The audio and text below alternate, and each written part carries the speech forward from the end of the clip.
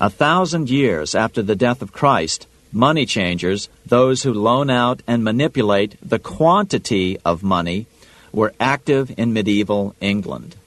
In fact, they were so active that acting together, they could manipulate the entire English economy.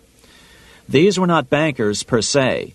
The money changers generally were the goldsmiths. They were the first bankers because they started keeping other people's gold for safekeeping in their vaults. The first paper money was merely a receipt for gold left at the goldsmith.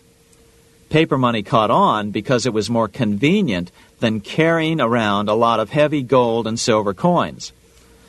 Eventually, goldsmiths noticed that only a small fraction of the depositors ever came in and demanded their gold at any one time. Goldsmiths started cheating on the system. They discovered that they could print more money than they had gold, and usually no one would be the wiser. Then they could loan out this extra money and collect interest on it. This was the birth of fractional reserve banking. That is, loaning out many times more money than you have assets on deposit. So, if $1,000 in gold were deposited with them, they could loan out about $10,000 in paper money and draw interest payments on it, and no one would ever discover the deception.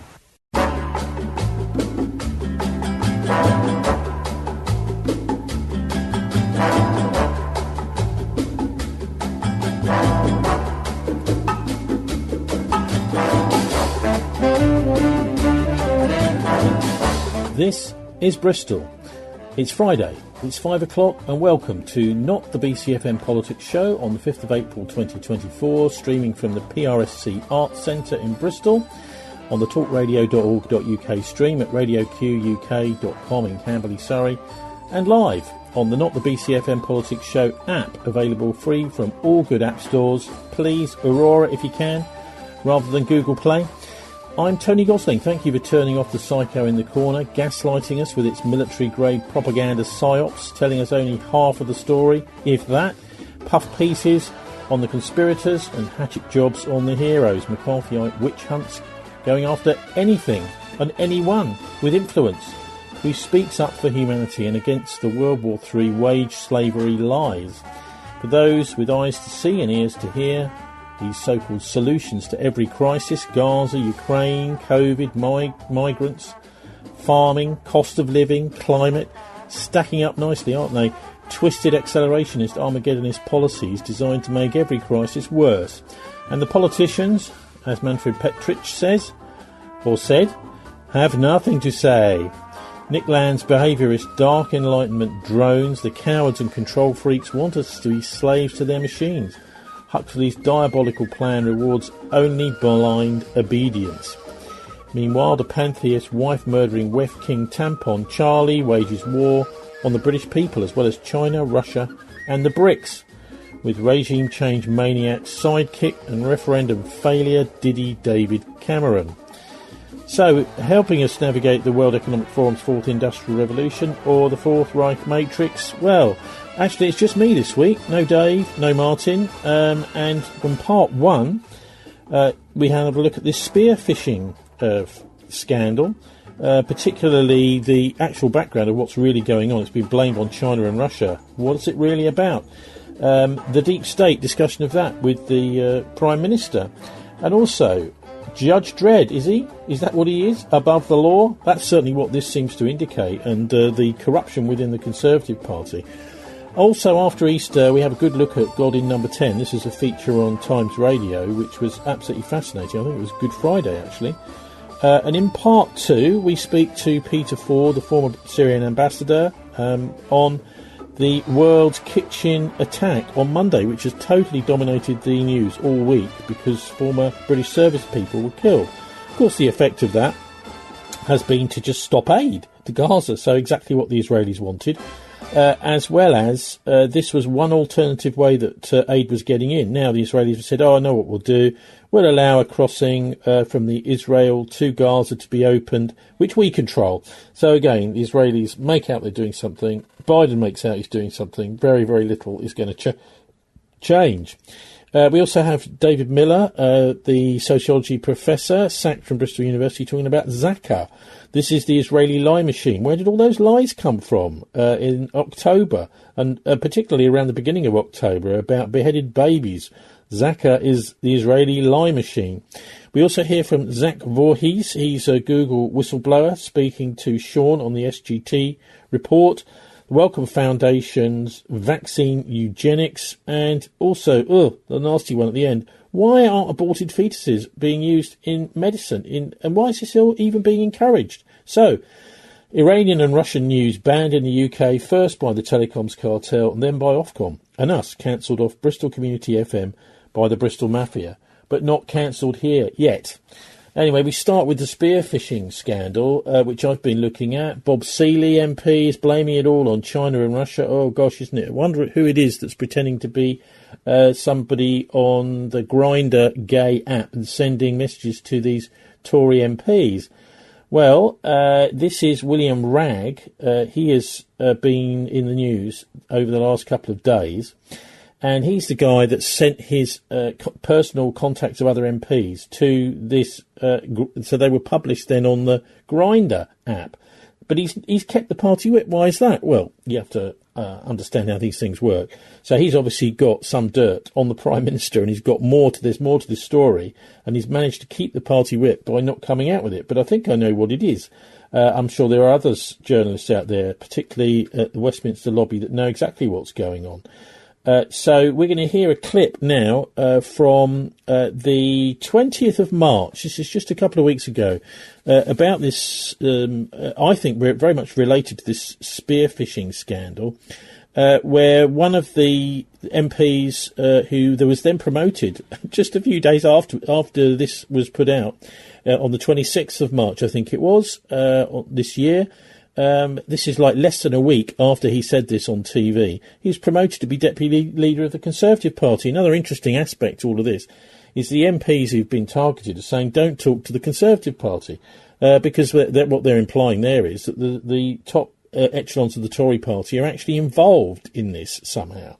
So rather than it being anything to do with Russia or China, it's quite obvious to me that this is Sunak and the Tory leadership doing just speak. If you remember, back at the 20th, there were all sorts of talks about a challenge at the 1922 committee to Sunak's leadership.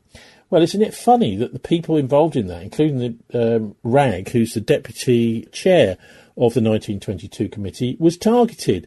These are the people that would actually spearhead a leadership challenge to Rishi Sunak.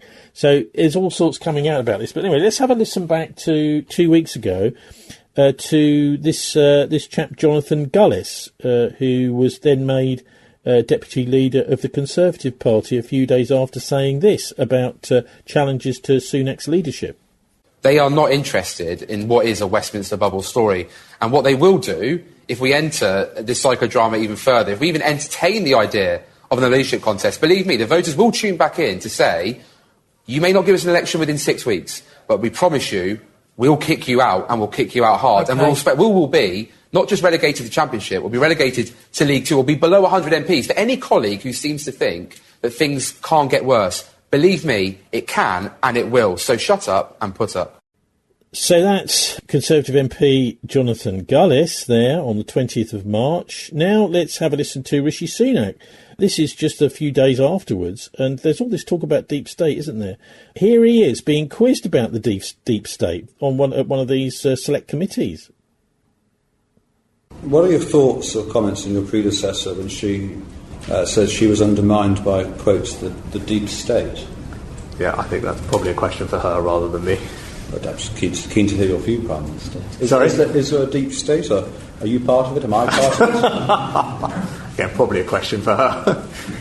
I probably wouldn't tell you if I was, well, would I? No. And I wouldn't. And we wouldn't tell anyone else either. I wouldn't tell anybody else either, Sir Bernard, if I was. So it's not just a case of perhaps a few chaps getting, overly excited after a good lunch, say at the Garrick, is it? Question for her.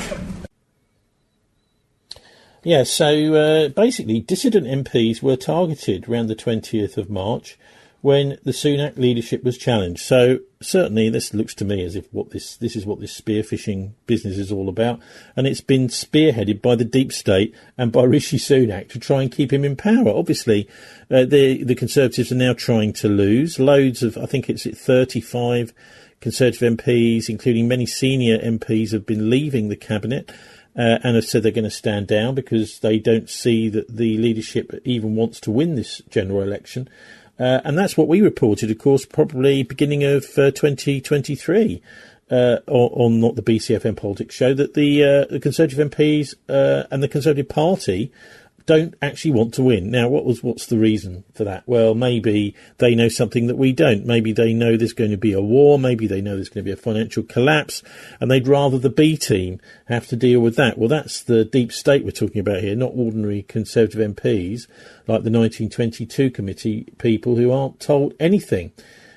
So on now to this report about God in number 10 for Easter. And this was broadcast on Good Friday on Times Radio. And the author actually is called Mark Vickers. He wrote a book called God in number 10. Interestingly significant, mainly because Starmer, who will almost be Prime Minister, almost certainly at the end of the year, this is the first ever Prime Minister to be openly atheist. Well, isn't it great being an atheist where you don't really believe in anything and you just read out a script? I mean, he's just a kind of blank page. And I'm particularly worried about Keir Starmer in that if he's able to trash, when he was in the Crown Prosecution Service, 3 prosecutions by Surrey Police of Jimmy Savile, and he's able to actually lobby for the detention of Julian Assange when he hadn't actually committed any crime at all, flying out specially to Sweden to see what he could do to help him stay in jail or be put under house arrest or whatever, that this guy is about to take over. So rather worrying. And of course, when he takes over, it won't be him running the show. It'll be Tony Blair and it'll be Peter Mandelson. And what's Blair famous for? Well, Iraq War. You know, Catherine Gunn knows all about that, who we had on last week. So let's have a listen now to this piece by Mark Vickers. We'll hear from Mark Vickers. This is an update, by the way, of the book. The book's quite out of date, but the Times Radio people did a good update here, and it goes bang up to date with some clips of those prime ministers too. Mr. Sunak is, of course, the first practising Hindu Prime Minister in British history, and he has discussed how important his faith is in his life. I'm a proud Hindu, and that's how I was raised, that's how I am. Having faith to give you resilience, to give you strength is important, and it provides an outlook on life which I find particularly valuable. The majority of Prime Ministers, though, have been avowed Christians. Here are just a few examples. I believe that by taking together these key elements from the Old and New Testaments, we gain a view of the universe, a proper attitude to work, and principles to shape economic and social life. In this new world, how religious faith develops will have a profound impact. This is a Christian country. Yes, we're a nation that embraces, welcomes and accepts all faiths and none, but we're still a Christian country. Our Christian heritage is something we can all be proud of. Tony Blair, he held off converting to Catholicism from Anglicanism until after he left Downing Street. When I asked him about it later, I said he would have been the first Catholic political leader since Henry VIII. He just laughed, but it was quite a big deal, wasn't it? That's why it was a very big deal, and he was nervous about it. So it was a gradual decision on his part. He'd say, look, I've been moving in this direction for 25 years since I married Cherie. I go to a Catholic church with the family. That's important to me. He held off for various reasons, and he said it was going to be more trouble than it was worth if he's in office. He'd get all kinds of questions which would divert him from policy issues.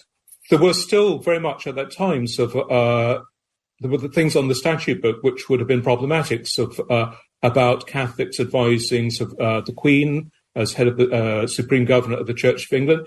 It would have been problematic in terms of the Northern Irish peace process, although, interestingly, he got on like a house on fire with Ian Paisley on the other end of the Christian spectrum.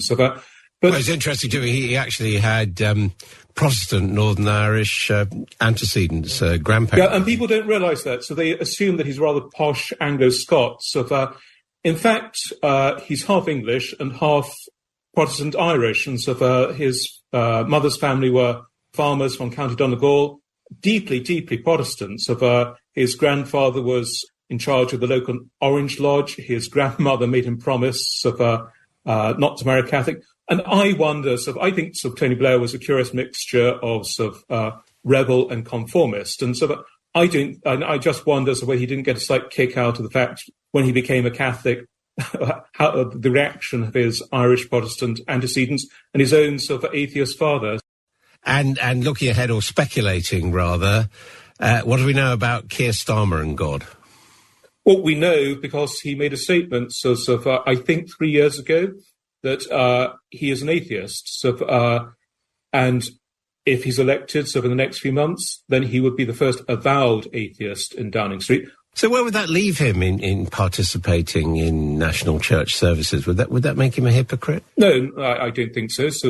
We have plenty of people in the church here, Sunday by Sunday, who aren't Catholics. Everyone is welcome, and obviously, they should participate to the extent to which they feel comfortable. My concern isn't so much that you have an atheist, a non-believer in Downing Street. It's what's their level of theological literacy. And I think that's where things have changed over the last 2 or 3 generations. Even those who had a weak faith or no faith in the past, you could have a conversation with them. So people like Clement Attlee, they knew what Christianity was about. They knew what mattered to the church. And you could have a constructive dialogue. I think the problem today is whether people think of themselves as Christian or not. It's not just limited to non-believers. The theological understanding is much, much diminished, and that's problematic. It's interesting, isn't it? Keir Starmer says he's an atheist, yet at home he also says his family observes some Jewish traditions because his wife is Jewish. Yeah, and he said he's very respectful of faith. If that's the case, then there oughtn't to be a problem. Now, here we are at Easter, which to some people is a double bank holiday, and of course it includes the most sombre day in the Christian calendar today, Good Friday, and then the most celebrated day on Easter Sunday. What's one thought you'd like all our politicians to take away today? Be open to the spiritual side of human nature. We talk about it in other language today. We talk about mental health. Realise that human beings are more than flesh and blood, that we're concerned with more than just economics. Yes, we have to care for the body, but there's a whole other aspect of the human person which must be cared for as well. And without that other aspect, I'd say that there is a diminished understanding of joy and meaning and purpose in life. And I think people, whether they have articulated that or not, it's what they experience. So please be open to that, and please be open to what people of faith have to offer. Father Mark, thank you very much indeed. Thank you. Thank you. That was Mark Vickers, author of God in Number 10.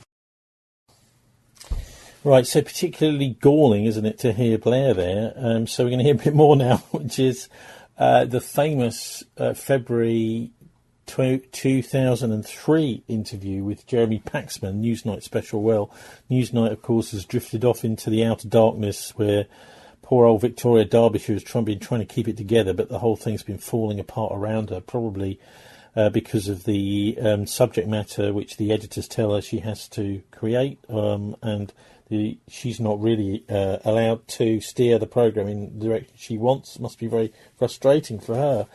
But let's have a listen now back to 2003, just before the Iraq War, with Blair and his grilling by Jeremy Paxman, which was actually a great bit of journalism.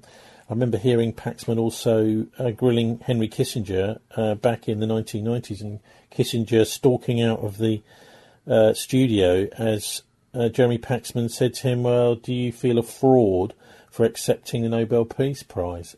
So, what we heard was a banging of the table and the chairs, and Paxman explained that Kissinger had walked out. Luckily, I think it was start of the week, so there were still a couple of guests that he was able to carry on chatting with. But anyway, that's a sort of good interview technique that the BBC now is really very, very rarely, we very rarely see, like with the Antiques Roadshow woman, doing Question Time. So let's have a listen now to Tony Blair back in February 2003, just before the illegal invasion of Iraq, which was the whistle was blown on that, of course, by last week's guest Catherine Gunn, to hear how he put that. It's easy to forget these things, and they don't really. It's a bit like the Diana interview on Panorama. Now that's apparently been banned. We're not allowed to hear these things, which are so significant and so epoch-making. And describe and explain just how dreadful some of these politicians like Blair and King Charles are. If we do have to come to military action in Iraq and remove Saddam, then I honestly believe the people who will rejoice first will be the Iraqis, because they have been the victims of Saddam. But so many Iraqis, so many British people, so many Americans are going to die. Innocent blood is going to flow. Well, if you get into war and conflict, it is true. Can it be avoided? Well, it can be avoided if Saddam abides by the United Nations. If we do take military action, we have to do everything we possibly can to minimise the civilian casualties. Of course we've got to do that. But I simply do say to you, the people that have suffered most from Saddam are the Iraqi people themselves. I mean, I spoke to 10 Iraqi exiles the other day who are women, who described to me not just the deaths of members of their family, but the appalling human rights abuses, torture, the fact that they were still, some of them, under threat of death, living abroad from this guy. I mean, this is not a humane regime. No, coming back to my question. No one denies the man's a monster. Yeah, but that is of importance then in asking how do you deal with someone. Okay, let's accept he's a monster. She asked you about deaths of innocent people. I mean, as a Christian, how do you feel about innocent people dying, as they always die in war? That is why you avoid war if you possibly can. And that is why we went through the United Nations. Now, there were innocent people, I'm afraid, as well as guilty, that died in Kosovo and in Afghanistan. But in the end, I felt on both occasions we had no option but to do this. And I remember at the time of Kosovo, I remember saying, no, let the peace negotiations go on several more weeks in order to try and get them sorted so that we didn't have to take on Milosevic. But when you say that Saddam is a monster, that is of relevance, I'm afraid, to how you deal with this situation. Because a monster is not somebody you want to allow to develop chemical, biological and nuclear weapons. The question is what freedom he has under the current inspection regime, but we've discussed that already. I want to explore a little further about your personal feelings about this war. Does the fact that George Bush and you are both Christians make it easier for you to view these conflicts in terms of good and evil?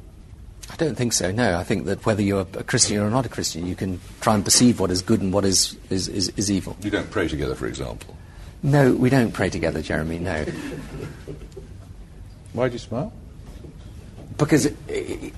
why do you ask me the question? Because I'm trying to find out how you feel about it. Yeah, I mean... Yeah. Possibly.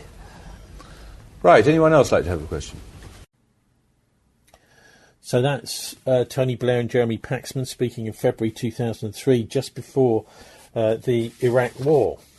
Blair later went on to say that he didn't pray with George Bush. So, I mean, what kind of a Christian is he? Well, he's a Rosicrucian, which, as David Livingstone would explain, is this Luciferian branch of the profession of Christianity. And, of course, many of these leaders say they're Christians, really, are they? Who knows? So back to current news, and this does, I suppose, bear quite a lot on the story of Gaza, doesn't it? A lot of this, the principles involved, the religion involved, and so you can see just what's been going on behind the scenes in order to try and keep this support for Israel together. But about 4 or 5 years ago, none of the British press did it, but Al Jazeera did a brilliant sting operation on the Israelis operating in London on British politicians called The Lobby.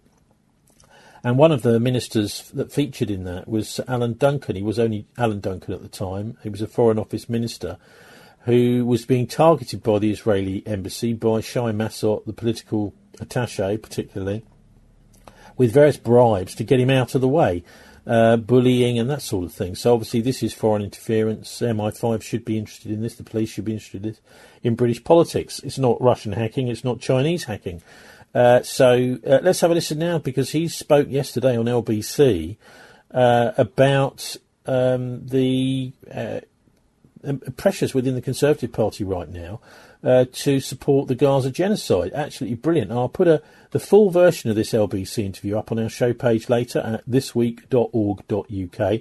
So here is the former Foreign Minister, Sir Alan Duncan, calling for fellow Conservatives to be sanctioned.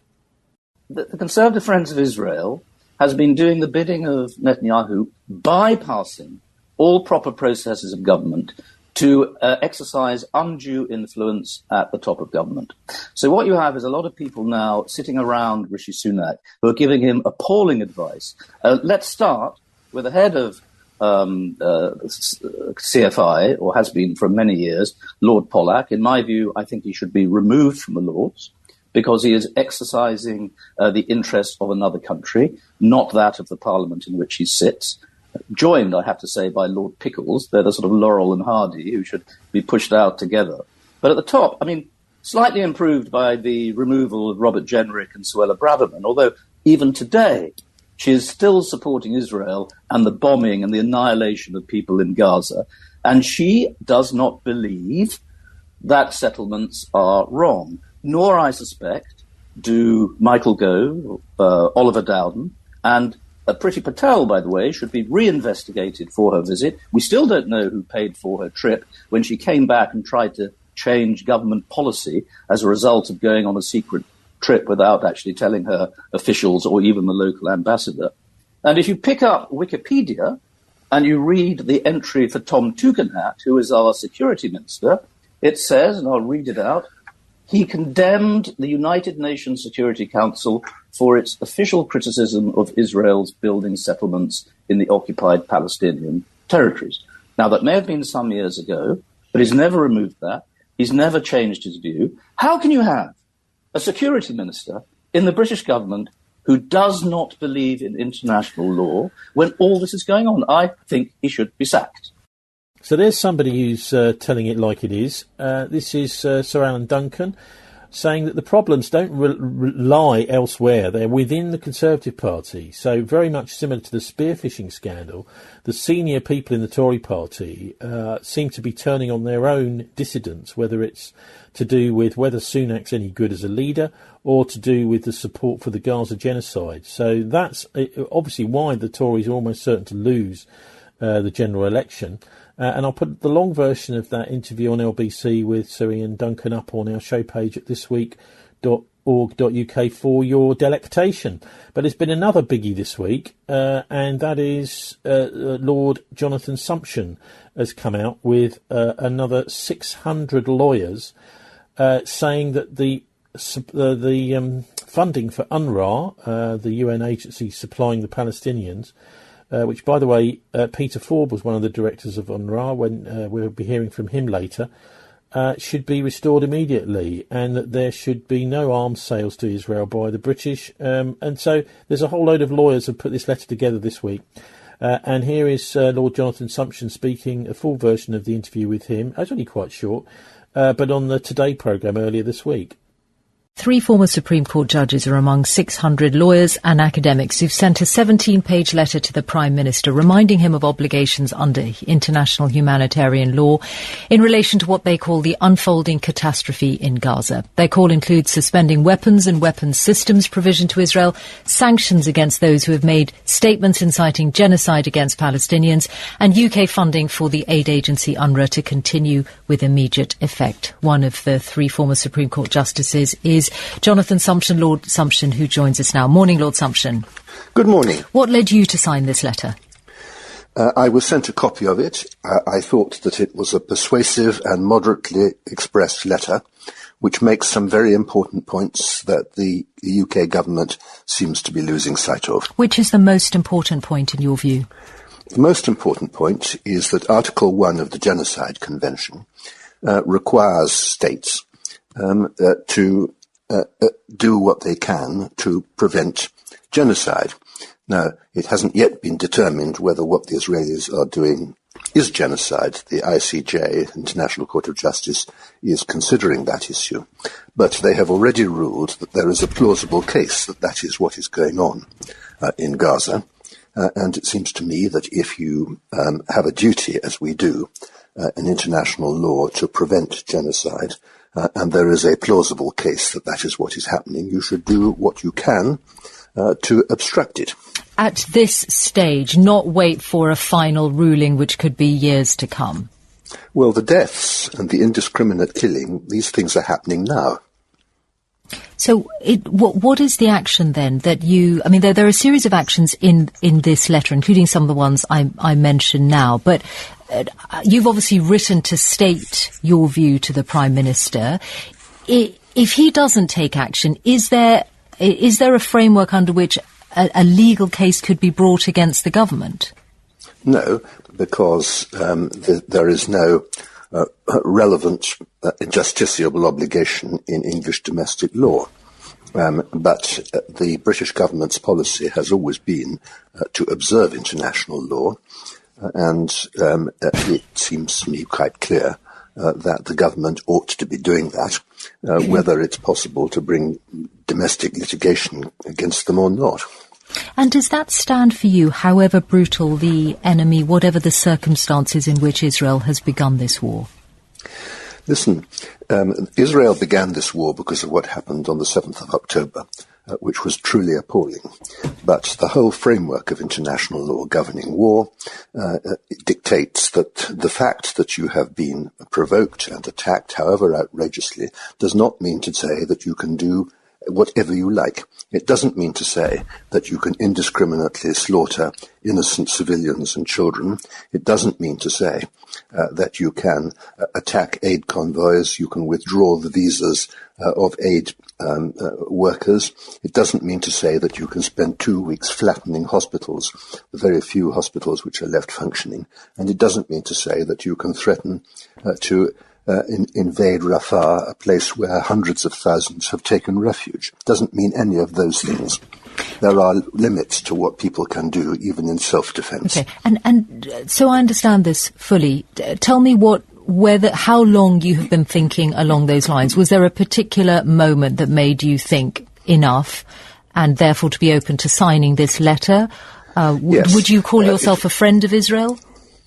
I would certainly call myself a potential friend of Israel, and I think that the reason why people are so much more concerned about what happens in Israel than about other more distant places is that Israel is a country, it is essentially a Western country, and one is concerned much more about the terrible things that are done by one's friends than the terrible things that are done by more distant and more remote societies.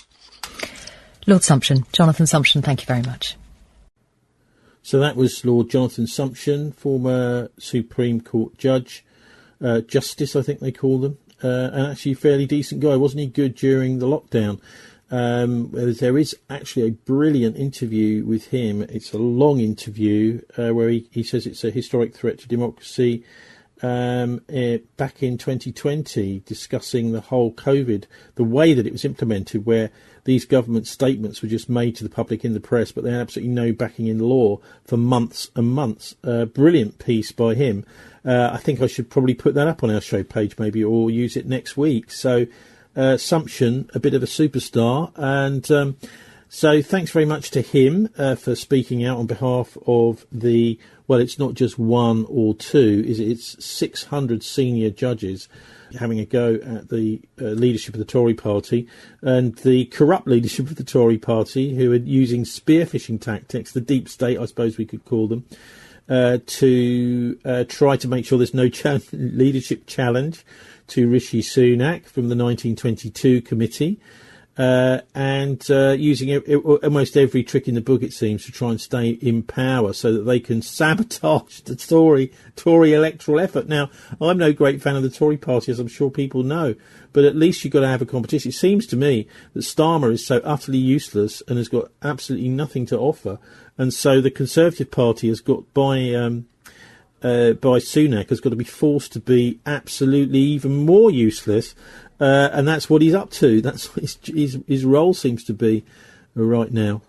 So why does this matter, particularly to do with the Gaza situation and Ukraine, the foreign policy aspects of all of this? And we had an excellent piece by Scott Ritter recently. He's talking about terrifying predictions. And he's looking here at the actual activities of NATO on the ground. So we're going to hear this, and then we're also going to hear a bit about the NATO 75th anniversary conference before we have our break.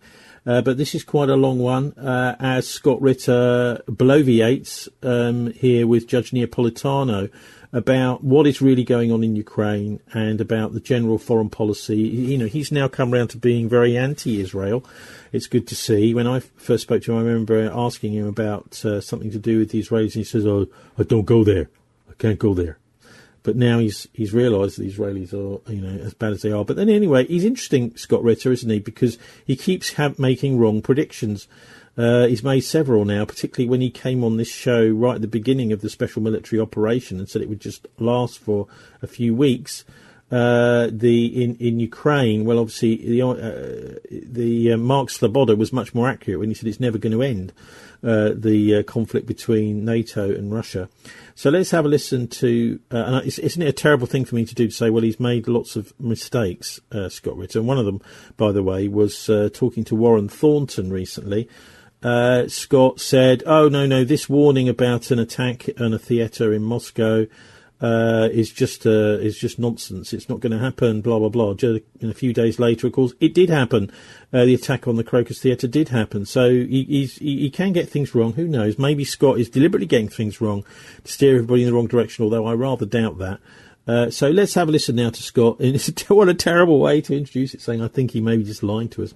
But his analysis, much of it is I think, excellent and brilliant, particularly to do with the actual real casualties and the way that the recruiting is going on within Ukraine to try and get just about anything that moves to join the Ukrainian army, and people trying to flee to get away. So let's have a listen to his explanation as to why all of this stuff to do with foreign policy, keeping Sunak in power, getting a disaster for the Tories at the election, so that Starmer, Blair, the warmongering Blair, the war criminal Blair, and Peter Mandelson, they'll probably bring back Alistair Campbell, won't they, when they win the election. But so let's see. Who knows how this is all going to go? But they certainly seem to be trying that. Let's have a listen now to the predictions of Scott Ritter, former US Marine Corps colonel.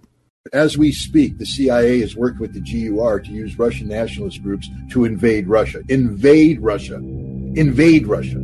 That means that 5,000 Russian nationalists trained by the United States, equipped by the United States, directed by the United States, operated under the umbrella of Ukrainian intelligence, are leaving Ukrainian soil and invading the soil of Russia, Belgorod and Kerch. Now, they've been defeated, but again, they invaded. We're not talking about Boy Scout games here. We're talking about acts of war. We are talking about nuclear war here, and it's on full automatic, meaning that once this begins, it doesn't stop until the world is ended. It's on full automatic. That's why we published this memorandum, because as an American, I'd like, at least before I die in a nuclear holocaust, I'd like Congress, my representatives, to discuss this. Is this what we want? And the purpose of this invasion, which began in early March, was to disrupt the election of Vladimir Putin. It's just stated that the heads of these nationalist groups have said this, and Ukrainian intelligence has said this, and it's a long-time mission of the CIA to accomplish this. So we say that. So now we know that the CIA is capable of carrying out acts of violence on Russian soil. So now we go to what happened in Moscow. We know that these perpetrators were already operating in Russia. They left for some training in Turkey, came back. The timing, they were supposed to launch their attack. They cased out this venue. The attack was supposed to be launched on or about March 8th or 9th. Why? Why that venue on that date? Because a Russian superstar named Shaman was performing on that date, a patriotic concert that was going to be attended by many high-ranking people. That's the day it was supposed to happen, but the security was too tight, so the terrorists backed off, went underground, and waited until security reduced. Why would they attack on that day? Again, to disrupt the election, to undermine confidence in Vladimir Putin. The United States says they provided intelligence. First of all, the duty to report aspect of the U.S. intelligence community. When you find out information about a pending terrorist attack, you must inform the target of that. That duty to report is done. It only works if it's done through official channels. Why? Because you're officially saying this intelligence is the real deal. You need to act on it. Anatoly Antonov, the Russian ambassador to Washington, to the United States, says he was sitting there. Nobody called him. Nobody formally called the Russian government. It was done through unofficial channels, which is, for instance, if you're a judge and I'm a lawyer and I'm supposed to deliver a judicial document to you, I do it through formal channels. That gives its listed. I don't meet you in the men's room and sort of slide it to you and go, hey, here, judge, here's something for you. Because that has it's not a real document. It's unofficial. That's how we gave the intelligence to Russia, an unofficial connection, sort of sliding it in. And what are the Russians supposed to do with it? If it's official, if it's real, give it to the ambassador, give it to the head of intelligence, do something, but don't slide it under a door. So there's that. But that means that we were cognizant of something. We claimed that it was ISIS, the Islamic State Khorasan, this Afghan offshoot of it. Let me talk about that just for a second. All right, known as ISIS-K. ISIS-K, correct. It's an Islamic, obviously an Islamic terrorist organization. These terrorists, before they commit acts, have historically posted videos or photographs of themselves taking the Shahada, which is the oath of affirmation to Islam. The Shahada is sort of de rigueur for jihadists, and they tend to do it by raising their right index finger. Why? Well, because Osama bin Laden did it, because Abu Bakr al-Baghdadi did it. The right finger. And why is the right finger important? Because in Islam, the left hand is the hand of evil, the devil's hand. The right hand is the hand of God, the hand of good. If you're going to deliver the Shahada, which is not just the reciting of the words, but it's an act, it's a ritual, and you have to be pious. You deliver it with the right hand. These four fools delivered it with their left hand. It tells you all you need to know about the sincerity of their approach to Islam. Moreover, these weren't jihadists who were seeking to navigate their true north to martyrdom in heaven. These were mercenaries who received money from somebody to carry out a specific act of terrorism in Russia. And who is that person? Well, again, people always navigate to the true north, Judge. When special operations forces get compromised behind enemy lines, they navigate to their place of safety, to a zone to be extracted. Spies navigate to a safe haven. These terrorists would navigate to their safe haven. Now, if you're a jihadist, your safe haven is heaven. You give your life. These guys didn't give their lives. They navigated to their true north, Ukraine. They went to Ukraine. And the Russians have the phones. They have the phone records. They monitored the conversations real time. They know that they were communicating with people on the other side of the Ukrainian border to open up a passage through the border. This means that they were going back to those who recruited them and trained them. Ukrainian military intelligence, the GUR, which is the same thing as the CIA and MI6. America is behind this 100%. This is an act of war of monumental proportions. It's an act of war on the civilians. It's an act of war with no legitimate military target. Did Bill Burns know about this? Did Tony Blinken know about this? Did Joe Biden know about this? How far up the chain of command would something like this go for the CIA to be able to assist, facilitate, or look with indifference at an attack that kills 140 innocent concert goers in a Moscow suburb?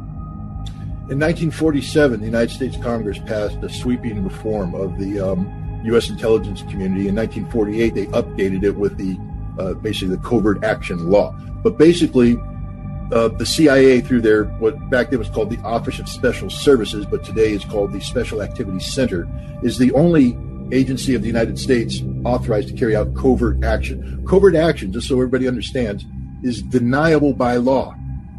Clandestine action is where you're doing things, but if you get caught, you go, oh, yep, you had diplomatic cover, that's okay, we acknowledge this. Covert action means absolutely deniable, that it's never supposed to come back to the United States. The CIA Special Activities Center is tasked with doing this. These are the people who are training the nationalists to invade Russia. These are the people who are carrying out sabotage operations deep inside Russia. For this to happen, the President of the United States, in the aftermath of the controversies of the 1970s, now is directed by law that he has to be briefed on this. The CIA can't do this without getting executive authority. And he has to sign what's called a presidential finding that gives the CIA the warrant to do this work. And this finding must be reported to a select group in the United States Congress. We call them the Gang of Eight. This is required by law. Now, the president has been, in past practice, been able to do something and then backfill with a post facto, finding. But either way, Congress must be notified. Otherwise, it's an illegal operation. It's a rogue operation. So the fact that the Special Activities Center is in Ukraine, we know this. They are there. They are training the Ukrainians on irregular warfare, unconventional warfare. This means terrorism. One man's freedom fighter is another man's terrorism. The CIA has a mission given to it by the President of the United States to train the Ukrainian intelligence services in acts of terrorism. They call it irregular warfare, unconventional warfare. They are doing this. This operation is part of that process. Now, the CIA, because of deniability, is given certain latitude on receiving broad instructions and then executing it with specifics that may not be known to the executive authority. That's part of the deniability, the covert aspect of it.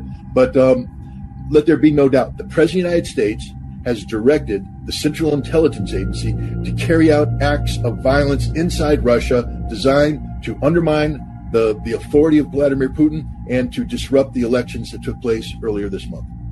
Then the CIA, and I guess their colleagues in MI6, are the authors of this massacre. What they did is they directed the Ukrainian intelligence service to carry out actions inside Ukraine of a covert nature designed inside Russia to disrupt the presidential elections. Whether the CIA knew the target or knew this, that I can't say. There's a possibility that the Ukrainian intelligence service, selected a target the CIA wasn't aware of. Right. But I have to say that if they're attacking a concert hall, again, here's the deal: the specificity of the March 7th warning by the U.S. Embassy was concert hall, and the time frame given was during the concert that Shaman was supposed to deliver. So there's no doubt in my mind that the United States government knew that there was a pending attack being done by ISIS-K front, and they knew it was a front on a specific date.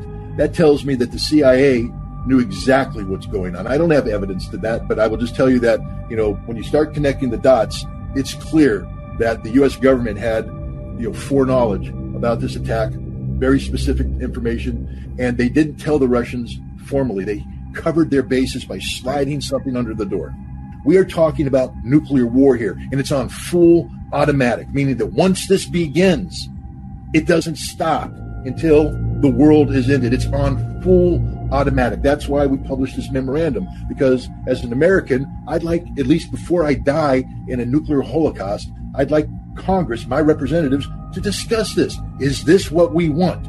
Do we want France to take control of our national security and initiate an action that will lead to American nuclear weapons and Russian nuclear weapons being exchanged? I'd like Congress to talk about that. I'd like the president to say, yeah, I support this, or no, I don't support this. And if you don't support it, pick up the phone and tell Macron to stand down, that America will not back this up.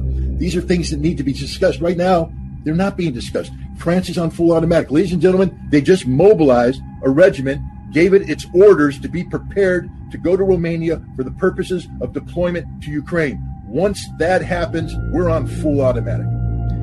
All right. The memorandum of which you speak, which you authored, and which is signed by a lot of our colleagues, Karen Kwiatkowski, Matt Ho, Ray McGovern, Larry Johnson, Colonel McGregor. For the first time, by the way, I want to point out that this is the first time that Colonel McGregor has signed a VIPS memorandum. So it's a big deal. It is a big deal. And of course, we have posted that at Judge Knapp, and we at judgenap.com. We've also posted it under videos on Judging Freedom, where you can read the words and listen to them as they're articulated. It's not very long, but it's profound. It's a memorandum to the President of the United States, pointing out to him the potential catastrophic dangers of President Macron's musings. And we now know from what Scott has just articulated, it's more than musings. He's actually pulled the levers of power to place this in motion.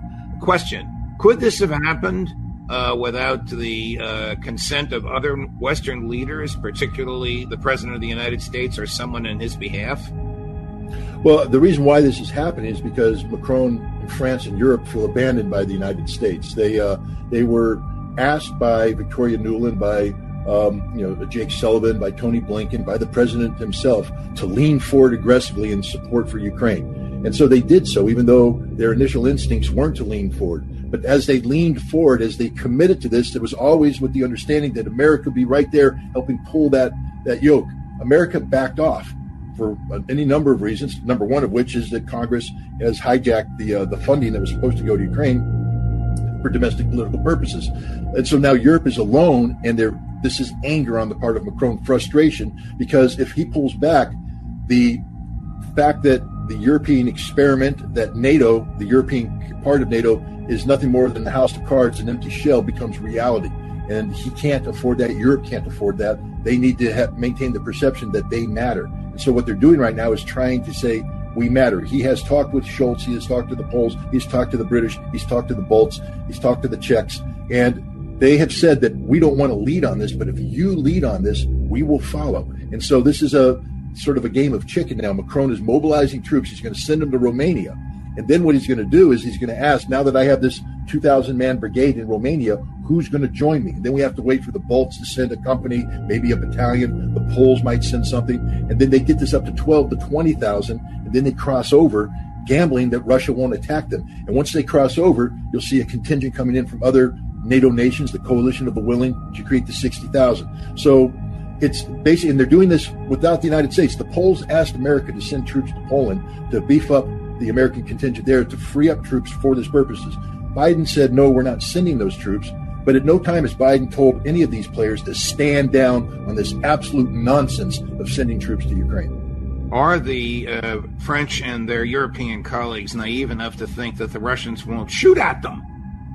They are, actually. They actually believe there's a school of thought amongst many people that Russia's bluffing, that Russia, that Russia's been crying wolf about, nuclear doctrine, et cetera, that Russia won't use nuclear weapons, that Russia won't risk a war, and that if they send these troops into Ukraine in a non-combatant status, meaning they're not going to the front line, but rather they're going to occupy positions in the Ukrainian rear that free up Ukrainian forces to be sent, that Russia won't attack them because they're not in direct contact with one another. They believe that Russia's bluffing. I think Russia sent a signal the other night when they took out an airfield on the Polish border and a rail line and things they haven't done in a while, or ever actually. And Russia's saying, we know how you get here. We know how this is done. If you cross over, we will kill you all. And Russia's not only said this, they've straight up said, a Frenchman steps foot in Ukraine, that's a dead Frenchman. We will kill them. Apparently everybody thinks that Russia's bluffing. Let me just make it clear. I've had a lot of experience with the Russians. They don't bluff.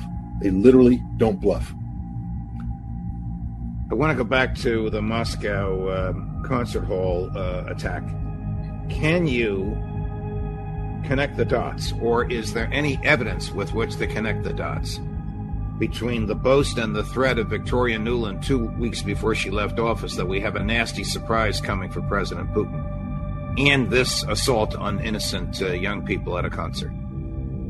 I think that Victoria Nuland was aware that the United States had a program in place to disrupt the elections of Vladimir Putin using Ukrainian intelligence as the proxy. I think she was broadly aware that these Russian nationalists, these 5,000 Russian nationalists, were going to invade Belgorod and Kursk. She was aware of that. She was broadly aware that the Ukrainians were going to carry out acts of sabotage and violence inside Russia to this. Whether or not she knew the specific target, I can't say that, except to say that the statement of the U.S. Embassy specified concert centers. So, what I'd love to do is subpoena her and get her before a congressional committee under oath and ask her these questions, because it would condemn not just her, but the entire Biden administration and, by extension, the entire United States as a terrorist nation. I mean, we're the guys who claim that we fight a global war against terrorism. We have become the terrorists. I hope people understand it. We have become the terrorists. We are responsible for setting in motion events that culminated in this horrific attack in Moscow. We are. If we didn't start things, if we didn't train the Ukrainian intelligence, if we didn't have a presidential directive to disrupt the elections in Russia, I want to remind you, to disrupt the elections in Russia. All this, the Russians are interfering with American elections. We have a presidential finding directing the CIA to disrupt the presidential elections in Russia. And America's going, no, so what? Guys, we're a terrorist nation. And Victoria Nuland knows this because she is a terrorist entity and she should be held accountable. Has the Ukrainian army effectively collapsed, or is it on the verge of collapse? And if so, is this fight no longer a proxy war? Is this now truly a fight of West versus Russia, of NATO versus Russia? Look, the entire reason why France is talking about sending in these troops is that they want to create a condition where they have a tripwire force, where they preserve a rump state of Ukraine that will be off limits to Russian military occupation. Russia, the Russian army right now is in the process of creating what they call the Dnieper River Flotilla, and it's a division plus sized force whose mission is to patrol the Dnieper River, to control the Dnieper River. Russia doesn't control the Dnieper River right now. Why would they create a flotilla that will be ready this summer to do just that? Because this war has reached the phase where the Ukrainian ability to hold the line that they have right now is gone. Everybody's saying they are collapsing. It will be a precipitous retreat back to the Dnieper River. At that point in time, Russia controls the river, which is an important geographical barrier. They've also are creating two combined arms army, which when combined with forces that will be released through the creation of the Dnieper River line will allow them to attack towards Kharkov and towards Odessa. This is happening. This is happening right now. This war is transitioning into a phase that can only happen with the collapse of the Ukrainian military. That's why Macron is panicking and saying we have to send in French soldiers. We're at that stage right now where the Ukrainian army, every day, they're giving up a village here, they're giving up a village there, they're giving up a village because they can't hold them. And they don't have anything left. We're going to see very soon, I believe, a withdrawal to the Dnieper River line, and that's going to free up Russian forces, and then they're going to go and they're going to secure like I said, Kharkov, Odessa, and if there's French forces in the way, they'll die. Do you think that this will be Russia against NATO in 6 months? I hope not. I hope NATO's smart enough to know that we can't confront Russia with anything other than nuclear weapons. Well, they're obviously not smart enough in light of what Macron is doing and what his colleagues are prepared to back him up on, this critical mass in Romania. Well, I mean, again, let's be clear. I think what's happening here is a game of chicken. What I mean by that is, it's like me and a bunch of my friends when we were in high school going to the quarry and staring down there at the drop to the water below, and each of us saying, "I'll jump if you jump. I'll jump if you jump." But nobody's going to jump because we're all chicken, and we're going to sit there. Well, if you ain't jumping, I ain't jumping. Then we talk ourselves out of it. I'm hoping that's what happened. I'm hoping Macron is sending troops to Romania, and then he's going to sit there and say, "Who's coming with me? Who's jumping?" And hopefully, everybody else except the Baltics, who will immediately send their little chihuahuas to join him. But other than that, I don't think anybody of substance is going to come. And I'm hoping through action like this memorandum, et cetera, that we get the United States to say, be like the adult that shows up at the court and says, "Y'all ain't jumping. You're not going to make that jump. That isn't happening. Go home." That's what I'm hoping happens. But the problem is, like stupid teenagers, once one jumps, they all jump. And that's the danger that we have here. But it's not inevitable that that's going to happen yet, because I still think that there's military professionals around Macron telling them just simple things. "Hey, boss, we can't sustain it. We put 2,000 guys across the border. Where's the fuel come from? Where's the ammunition come from? Where's the food come from? If we get into a shooting match, we run out of ammunition in 3 days. We've got nothing. We don't have the logistics ability to support this. We have 4 aircraft that we can surge into Ukraine. They'll be shot down. The airfield will be short. Then we got nothing. We don't have the military resources to do this." And hopefully the Germans are telling Schultz, too, "We can't do this." The Poles are saying, "Hey, boss, we ain't got the troops. We're not trained to do this." NATO can't do this. This is the reality. They can fake themselves into doing it. They can initiate a process that looks good on paper for a couple days, but when the reality, remember, tactics, operations, that's for amateurs. Logistics is for the military professionals. And logistically, NATO simply can't get involved in Ukraine. They don't have the resources. Do you think the American public understands how close we might be to a war in which the European leaders would expect us to come to their aid? A war that they have, we initially caused, but now they've exacerbated it by this critical mass of troops in Romania? No, if the American people were aware of this, we'd have millions of people in the streets right now demanding that this not happen. I would hope so, because I don't believe the American people are collectively suicidal. I do believe the American people oftentimes are collectively stupid. But, you can overcome stupidity by acquiring knowledge and information, which is why we wrote the memorandum. But I'd like to believe that once the American people realize that we are on this automatic course towards nuclear annihilation, that if we don't do anything to stop this, a possible or probable outcome is that they won't survive the summer All you guys planning a summer vacation right now, it's going to end with a blinding flash if we don't stop this. If we don't stop this insanity. If the American people knew this, they'd be in the streets. They'd be filling. Millions of people would be surrounding the White House. Central Park in New York City would be packed. San Francisco would be shut down because the American people should come out, stand up and say, not just no, but hell no, not in our name. But they're not. They're all getting up today, getting ready, going to work, living their lives as if nothing's happening. So that's Scott Ritter there, talking a lot about the situation in Ukraine, but generally on foreign policy to do with NATO. And it's been NATO's 75th anniversary this week. They've announced $107 billion over 5 years. So what's that? About $22 billion a year aid to the military, which, of course, most of which comes bouncing straight back to the Western arms companies. So guess who's in charge of NATO? So let's have a listen to an Al Jazeera report about the NATO's 75th anniversary meeting. I can't quite bear listening to Jens Stoltenberg. Well, I could. But it's better, I think, to have... They've got a correspondent, Al Jazeera, over in Moscow. It gives quite a good idea of the Russian take on NATO's 75th anniversary this week. NATO foreign ministers are celebrating the 75th anniversary of the military alliance. The ceremony was on the second day of their summit in Brussels. The foreign ministers of the 32 members are considering plans to provide a long-term military aid package to Ukraine. That's worth $107 billion over the next 5 years.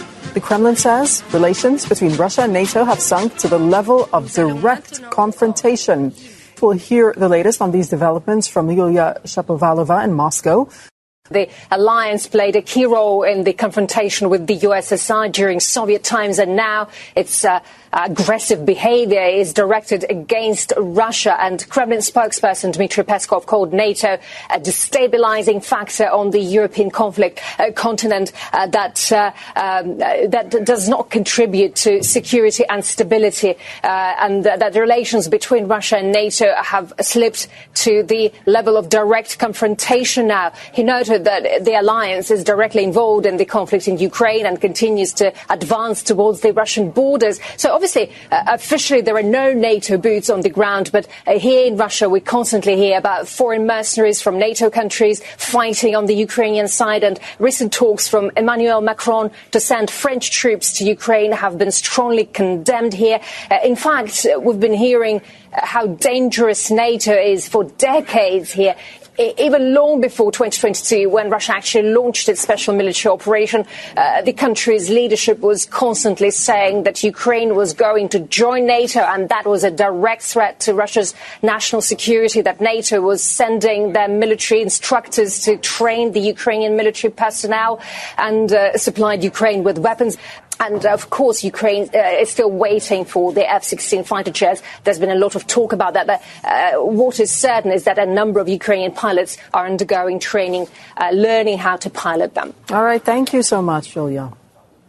So that's it. 75 years of NATO. What have they brought us? Well, massive expansion up to the Russian border and turning the Cold War rather hot, with the intention of having Ukraine joining NATO. I imagine that they're rubbing their hands hoping that there'll be a hot war going on when it does.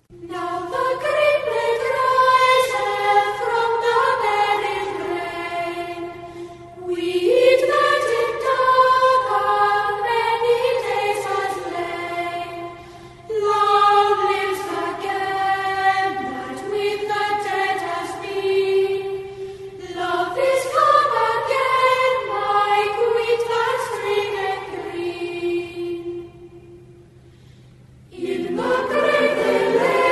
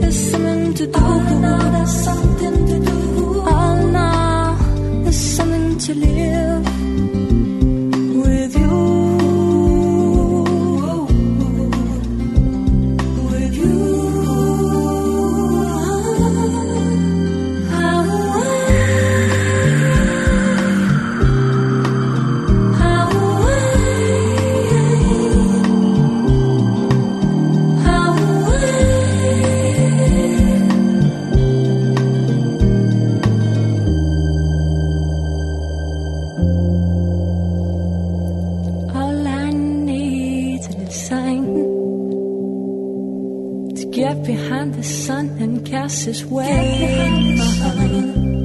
All I need's a place to find, and there I'll celebrate. All in all, there's something to give. All in all, there's something to give. All in all, there's something to do. All in all, there's something to do. All in all, there's something to live.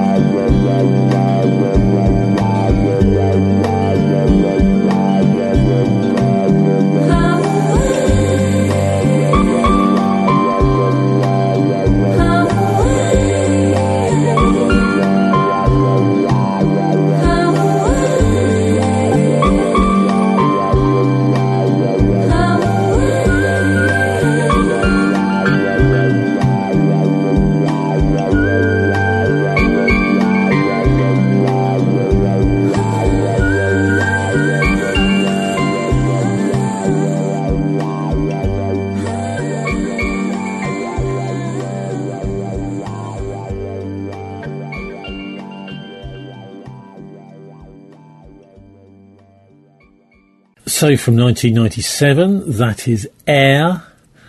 Great little, I think I only did about 2 or 3 songs, I think, as far as I remember. But anyway, that's All I Need, featuring Beth Hirsch Hirsch, 1997. And before that, we heard the lovely Easter Carol. It's a sort of paganistic one. I mean, there are others around, obviously, which are more Christian, but I really love that. That is called Now the Green Blade Riseth from the Buried Grain, and that was the choir of Ely Cathedral. Welcome back to Not the BCFM Politics Show, those that want to bypass the psycho in the corner, on the talkradio.org.uk stream and live on Not the BCFM Politics Show app, available free from all good app stores, with me, Tony Gosling. Martin Summers, Dave Bazanko back in May, but I don't know, it's a shame not having Martin, no argy-bargies with Martin, and also he's able to add so much to it, but it's simply not practical. So, back to normal, we hope, God willing, once we get to May and Dave's back from his trip. Let's start with it's not the obvious big story of the week, but it's, in a way, the attack on the aid convoy on Monday, which has dominated the news all week. This happened just after that, and it's kind of covered by that other story. So everyone's sort of forgotten about this, but there were 7 Iranians killed in the Iranian consulate in Damascus by the Israelis. So let's have a listen to a report about that now. This is the United Nations Security Council that met specially to discuss this. We would like to draw particular attention to the fact that this is not the first attack carried out by Israel in a densely populated area of the capital, Damascus, which has generated high risks of mass casualties among civilians. Since the beginning of the escalation of the Palestinian-Israeli confrontation on October 7, the number of Israeli attacks on Syrian civilian infrastructure and Syria's neighbors has multiplied. Thus, on the night of March 29th, Israeli aircraft launched strikes on various facilities in the vicinity of Aleppo. That attack caused dozens of casualties, with many more injured. Earlier, on March 28th, 2 civilians were injured in an Israeli airstrike in Damascus province. On March 17 and 19, Israeli shelling was directed at the northeastern and southern suburbs of Damascus from the occupied Syrian Golan. In the past few months alone, Israeli aircraft have attacked the international airports in Damascus and Aleppo several times. These airports serve as the main gateway for the entry of United Nations humanitarian aid into Syria.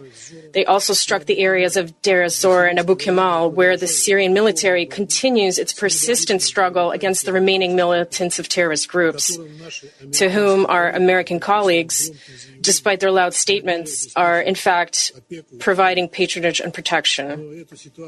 But we will leave this topic for another Security Council meeting dedicated to the situation in Syria. Madam President, the Russian Federation decisively condemns the ongoing raids on the sovereign territory of Syria and views them as a flagrant violation of the sovereignty and territorial integrity of that state.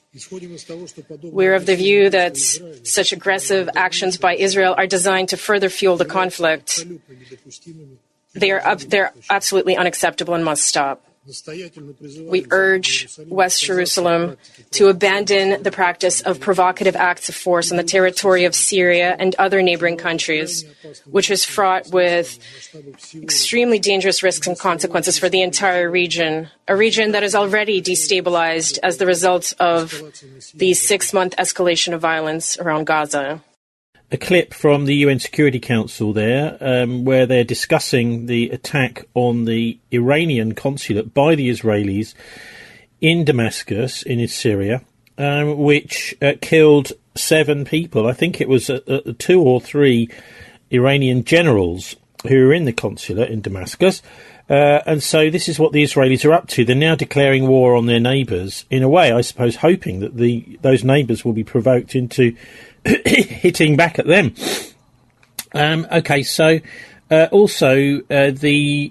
this is, I suppose, the theme here is propaganda and lies and the way that the press is being manipulated, psychological warfare, in order to get the Israelis can get what they want, which is basically a land grab in Gaza, etc., and also a domination of the media. So that works in 2 ways. One is through the strategic communications people that Israel works with in order to manipulate the public mind around the world. And secondly, through these sort of sympathisers and sleeper agents within the British press. And one of those we've discussed in the past is former psychological warfare officers from Israel and maybe from elsewhere who've been recruited, maybe even British Army psychological warfare officers who are now working in newsrooms around Britain and around Europe and around the world. So let's have a look then at the next stage of all of this, which is all the lies. David Miller here introduces this piece about the lies told by Israel's ZAKA, that's ZAKA, the group that fabricated the beheaded babies scandal, this sort of thing. So there's an immense amount of psychological warfare going on, and that's why I keep on doing what I'm doing, despite being 2 men down on the team right now.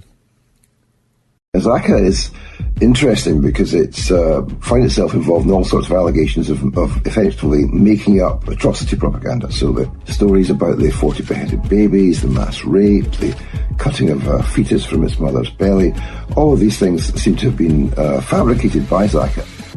Founded in the early 90s by Yehuda Meshizahav, ZAKA has the stated objective of integrating Israel's ultra-Orthodox community, known as Haredim, who typically reject Israeli state policies on religious grounds, into the framework of Zionism. Dubbing itself as a search and rescue organization, the community group consists largely of ultra-religious amateur volunteers who see themselves as performing the sacred work of saving lives and honoring the dead in accordance with Jewish law. But the group, described by an Israeli journalist as militia, has been riddled with controversies. From its founder being engulfed in a series of scandals related to alleged sexual abuse and the pocketing of millions of dollars of donations meant for ZAKA, to the group being caught smuggling 200-year-old Jewish manuscripts from Turkey to Israel during a rescue mission after the twin earthquakes that struck southern Turkey in 2023. And it doesn't stop there. The group has also been accused of ego wars with other rescue groups, vying for donations and media visibility. The ego wars are fought according to who is first to arrive on the scene of an emergency, who is first to get a hold of photographs, and who is first to make an announcement. In short, the group that sells the atrocity first and sells it better wins more visibility and gains the upper hand. And that's exactly what happened on October 7. She was a pregnant woman. Her stomach was butchered open. 2 children, a boy and a girl, hands tied in the back. They were tortured, both of them. A recent investigation by Haaretz has revealed that on October 7, ZAKA spread accounts of atrocities that never happened, acted unprofessionally on the ground, and released sensitive and graphic photos of the site. The report goes on to say that ZAKA turned the October 7 site into a war room for donations and used corpses as fundraising props. And part of the agenda appears to be they want to raise money for their activities. So they want to appear as if they're doing something good. So that part of the rationale for the propaganda may well be, yes, the aim to make money. Before October 7, ZAKA was on the verge of bankruptcy. Yet since Israel launched its war on Palestine's Gaza, the group has managed to rake in at least $13.7 million in donations in 4 months. It was a 13-year-old, I would say 13-year-old boy. His head was chopped off. We found him with no head. Yossi Landau, head of ZAKA's operation in southern Israel, fabricated this lie and parroted it on several media platforms. The story was later debunked by numerous media outlets, including Israeli networks, conceding that his account was fictional. When another ZAKA member claimed that dozens of dead babies and children were bound together and burnt, Israeli forces quickly peddled these allegations without any concrete evidence to back them. We find a concentration of 8 babies burned among 15 other people. Others from the group claim to have collected the remains of people who had been raped, while some allege that they had found a sexually mutilated woman's corpse with her organs removed under the rubble. But here's a fact. ZAKA has admitted that its volunteers are not pathology experts and that they lack the expertise to conduct forensic testing and physically examine victims for sexual assault. They have also been accused of mixing body parts and contaminating crime scenes, thus botching evidence. Here's another shocker. An official from ZAKA has also suggested that the group relied on their imagination to determine what happened.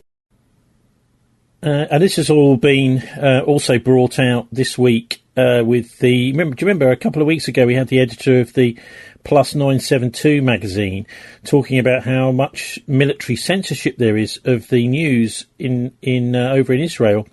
Plus 972 mag, if you've not already bookmarked it, please do. This is probably the best news service in Israel in English. They do a Hebrew version too. And here is the Channel 4 news report from last night. That's Thursday evening, which is, for the British audience. And it's good to see Channel 4 News picking up almost immediately on this report on 972 plus 972 mag about the use of artificial intelligence right throughout this response to the October the 7th attacks, this genocide the Israelis have been carrying out in Gaza using artificial intelligence. And I think every time we hear a story in the British news that relates in any way to artificial intelligence and how wonderful it is, we should remember the lovely smelling Lavender AI, which has been used to massacre tens of thousands of innocent civilians. And of course, part of the reason for this is because human beings simply won't do this. It's a lot easier to get a computer game or a machine linked to real weapons, real drones, etc., press the button and walk away and go and have a nice cup of tea or a beer while the computers get on with the killing for you.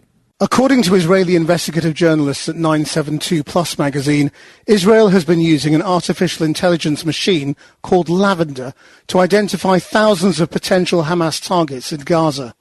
The report says Israeli intelligence sources who served in the current war told how Lavender collects information on almost all the 2.3 million residents of the Gaza Strip through a system of mass surveillance, and on a scale of 1 to 100 gives a likelihood that each person is a member of the military wing of Hamas.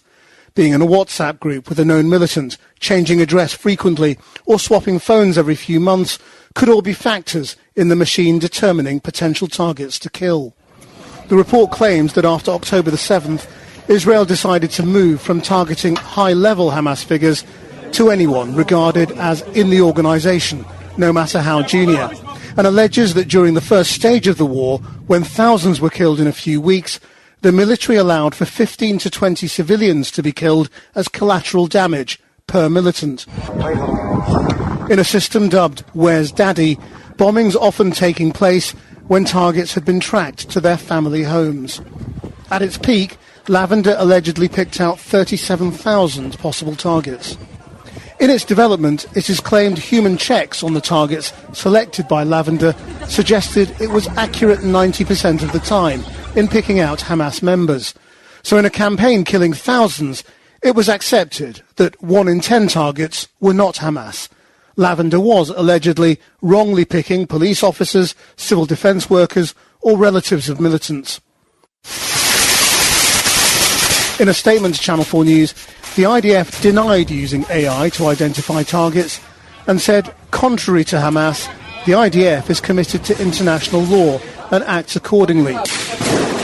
They claimed to make efforts to reduce harm to civilians and said that exceptional incidents undergo thorough examinations and investigations, and the process of identifying military targets in the IDF consists of various types of tools and methods.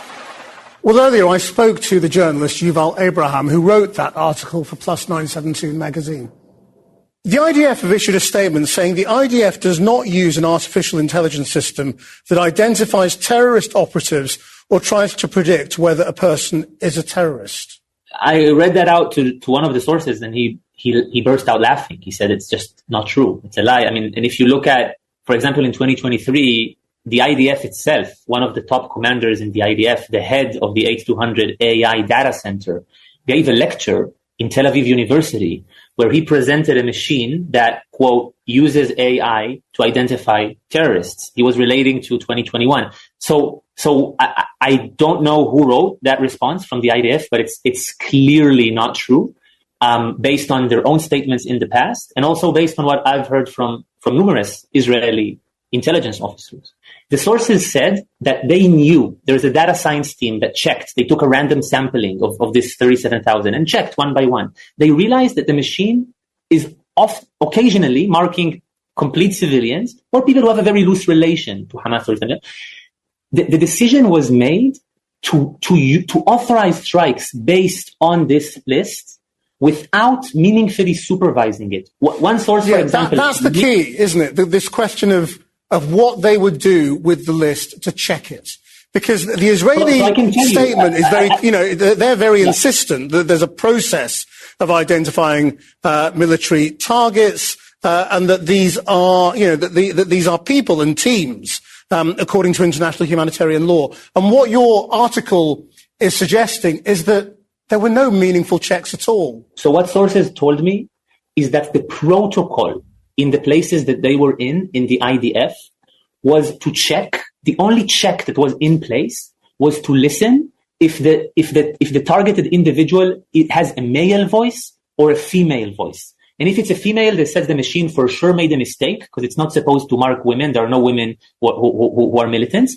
But if it's a male, they were to accept Lavender's recommendation without needing to look at it, without needing to look at the raw intelligence data. And one source, I asked him, he said, he claimed he bombed dozens of houses every day based on these recommendations in the beginning. He said 40, 50 houses a day that he authorized. And I asked him, how much time did you spend before bombing a house that is often killing a Palestinian family? And he told me, and this is a quote, he said, roughly 20 seconds. It does not take a long time to figure out if somebody has a male voice or a female voice.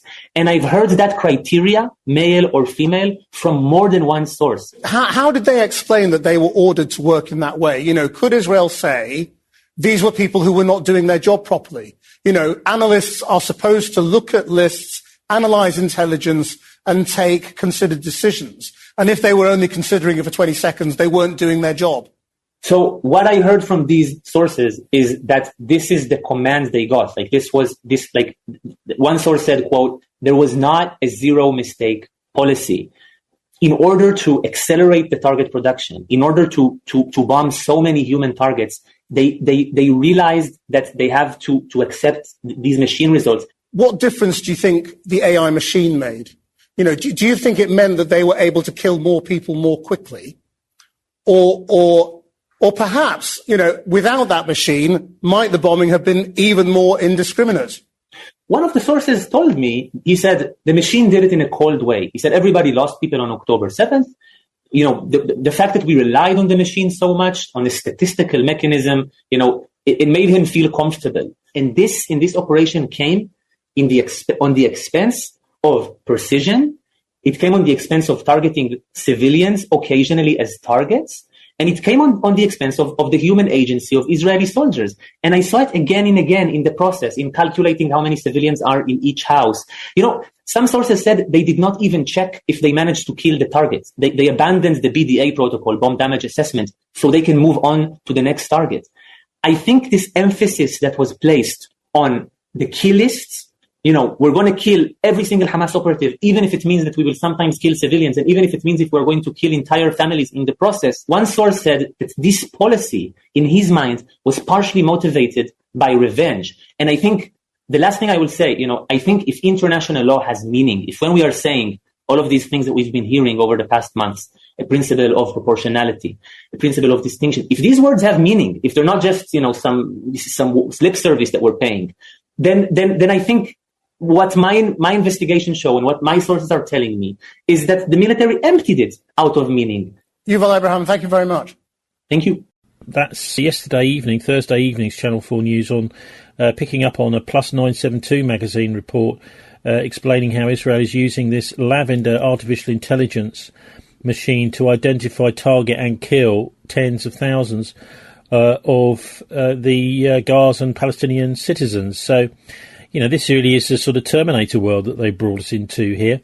And like I said at the start, every time you hear an AI story, remember this, the Lavender AI, which the Israelis are using to murder people as part of a genocide. And in fact, it reminds me a little bit of Edwin Black's book, IBM and the Holocaust, where in the 1930s, these IBM Hollerith machines, punch card machines, were used to catalogue Jews and other ethnic minorities, in fact everybody in Nazi Germany, in fact, and in the occupied territories when they took them over in the Second World War.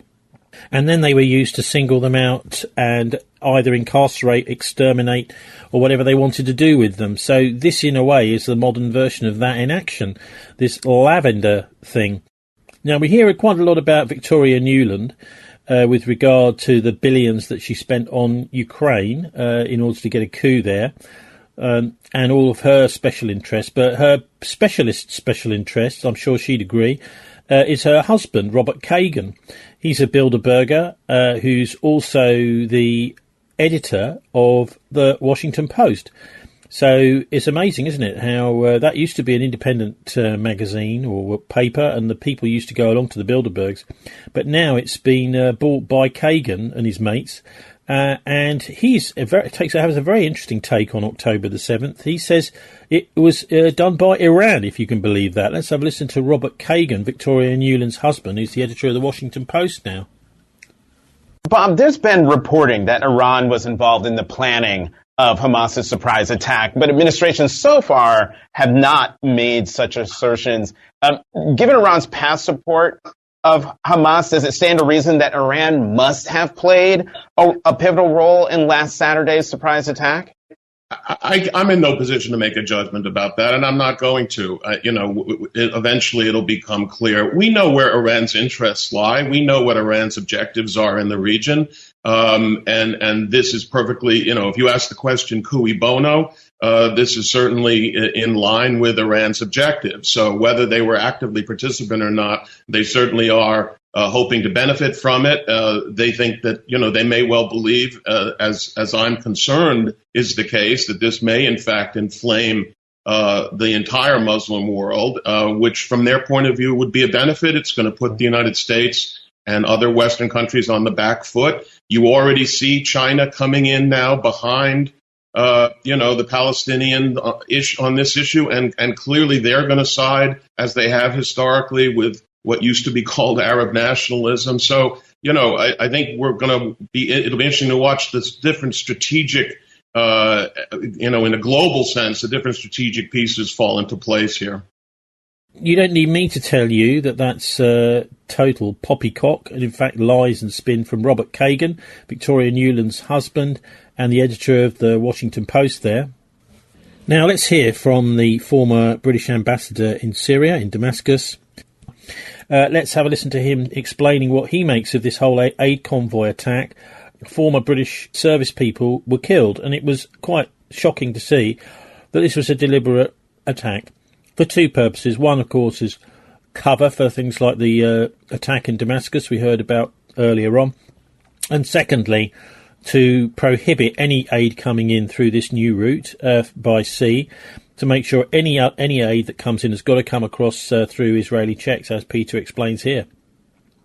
This is Peter Ford, former British ambassador to Syria and Bahrain, about 15 years ago that was. I finished being an ambassador, and then I had a second career with the United Nations, in fact with the UN agency that's prominently working in Gaza, UNRWA. I visited Gaza many times myself, and for the last several years I've been fully retired but active politically, and now deputy leader of the Workers' Party of Britain. When I was working in the Foreign Office, as an Arabist, I specialized in the Arab world, and I worked in countries like Saudi Arabia, Jordan, Lebanon, and Egypt.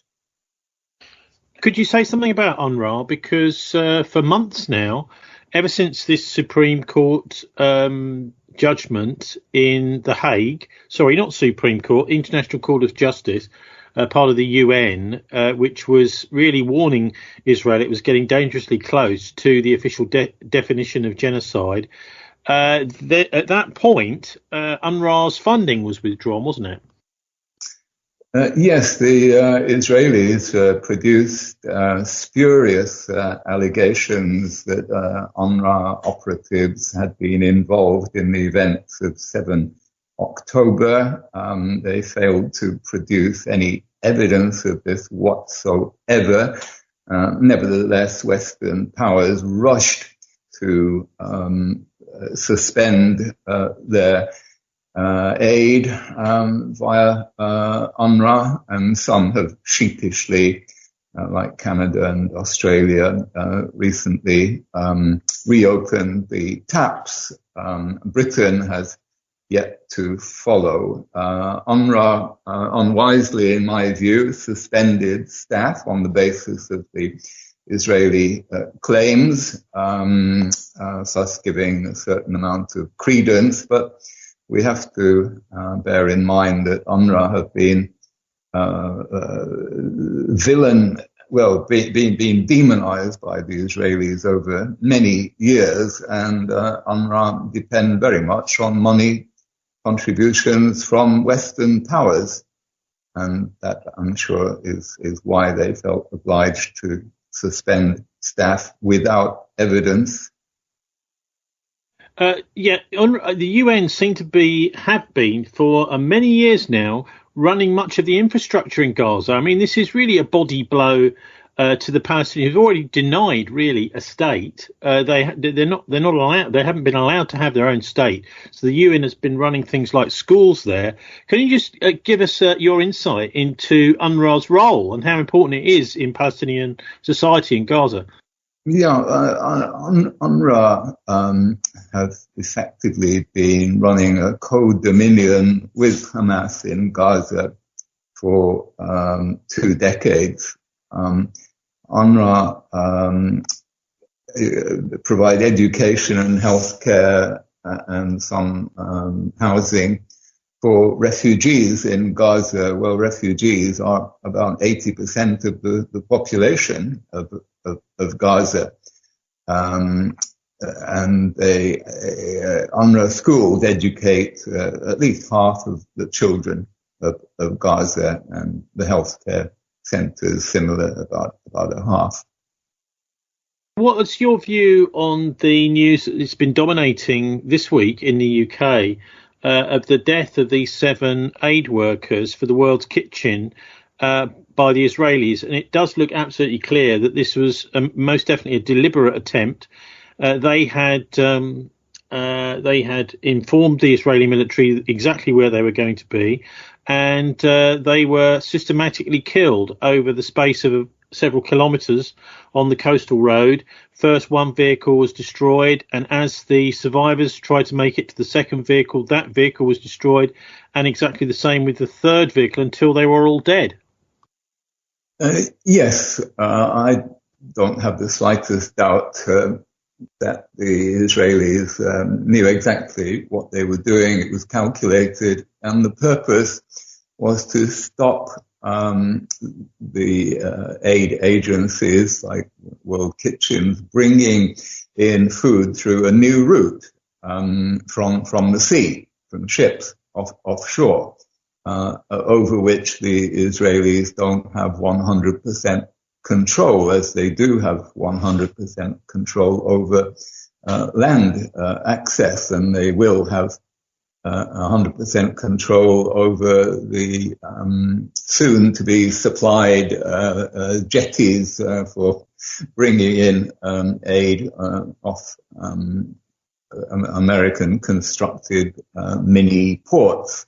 So the Israelis quite clearly would not stand for a big agency bringing food in that hadn't been completely vetted by Israel. And this is how they normally do things, the Israelis. This behavior is systematic. Yeah, I mean, they would argue, I'm sure, that Peter, that that there may be arms being smuggled in through these routes?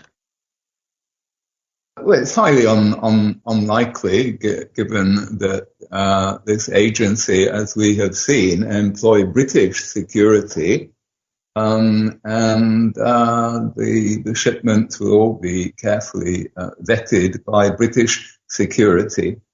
These are operatives who not very long ago were working for the Special Boat Squadron and other arms of the British military intelligence complex. So the Israelis need have had no fears on that score, but the Israelis insist that they must have 100% control by themselves. The Israelis have been apologetic, but they say this was a definite mistake. Crocodile tears. No one believes it for a single second. Even many of the supporters of Israel, I notice, aren't believing it. What's quite sickening to me is how many people in the West are up in arms about this, but they were not up in arms about the many hundreds of innocent civilians, the couple of hundred aid workers who had previously been killed by the Israelis, most of them working for UNRWA. Now, because 6 or is it 7 unfortunate white people have been killed, the West suddenly regards it as an outrage. I think that's an outrage in itself. We've got we're just coming up to 6 months of this onslaught. 40,000 or so innocent civilian casualties, many of them children, many of them babies. Many of them haven't been able to recover bodies of their loved ones, etc. And yet it seems peculiar that the tide seems to be changing, because former British service people have been killed by the Israelis. And I was reading also earlier on that the drones that are doing this killing seem, number one, to be controlled by some sort of artificial intelligence targeting system called Lavender, and secondly, those drones are actually powered by British-made engines. That's interesting, Tony. I wasn't aware, but that it obviously increases our complicity, and I'm sure was in the minds of those 600 judges and legal figures who the other day sent a letter to the government warning it that it was probably leaving itself open to charges of complicity in genocide. Yes, I can remember right at the very beginning, we had the MP Crispin Blunt saying that by supporting verbally or in any way the Israelis, that the British government could be committing war crimes. And then literally the next day, he was accused of some sort of bizarre sexual offence, and I believe actually even arrested. But anyway, I think the point is, this has been going on for 6 months, and it's only when ex-British soldiers are killed by the Israelis that there's been a big hoo-ha. It's almost as if, you know, there is a kind of scale of people. If they're very close to the British government, the British military, then they're valued far more than somebody, you know, of another skin colour, maybe another faith in a far-off country. Well, that's right. The deep state looks after its own, and the deep state has been hurt in this. But let's not get too carried away, because there's a big distance between levelling accusations at the British government and getting the British government to do the right thing. And it's one thing to say, as these lawyers are saying, that the government could be arguably laying itself open to charges. It's quite another thing to prove that in a court of law, and another thing again for that to be followed up by consequences. So I don't think our our rulers will be losing quite as much sleep over this as they really ought to in moral terms. Well, at least it seems that some of the London journalists are doing their job for a change, making sure it stays in the headlines, this kind of thing. And one question that frustrates me as a journalist for many years looking at this is trying to understand what's in it for us. What is in it for people like Sunak, for the British establishment, for the British government in supporting this genocide?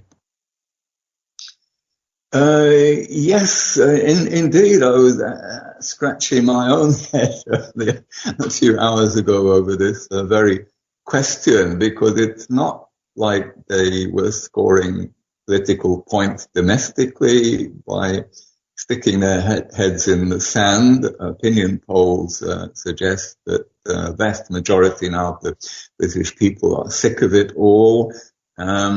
But for some months, the early months anyway, the Tories did reap some political government dividends, and they were managing to embarrass Labour quite significantly, and Labour continued to hemorrhage Muslim votes because they're unable to distinguish themselves from the Tories. But this calculus must have changed at least a couple of months ago when famine emerged, and now these latest horrors.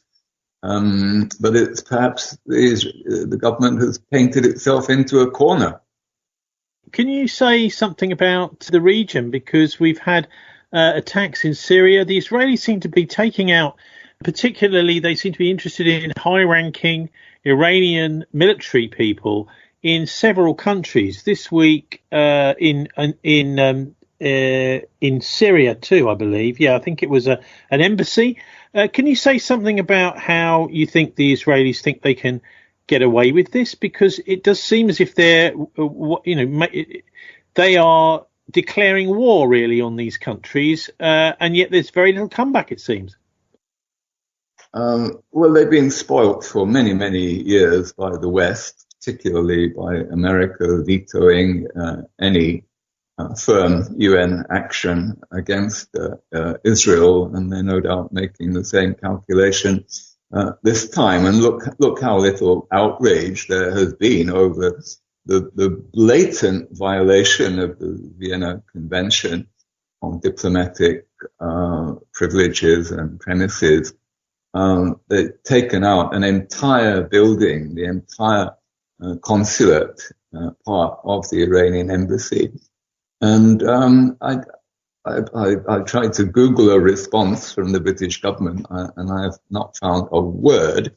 Just imagine how it would have been had the boot been on the other foot and Iran had taken out an Israeli consulate. We'd be on the verge of World War III. But not a word from government or Labour about this blatant, outrageous atrocity to abuse diplomatic premises. But I think the military purpose is almost nil.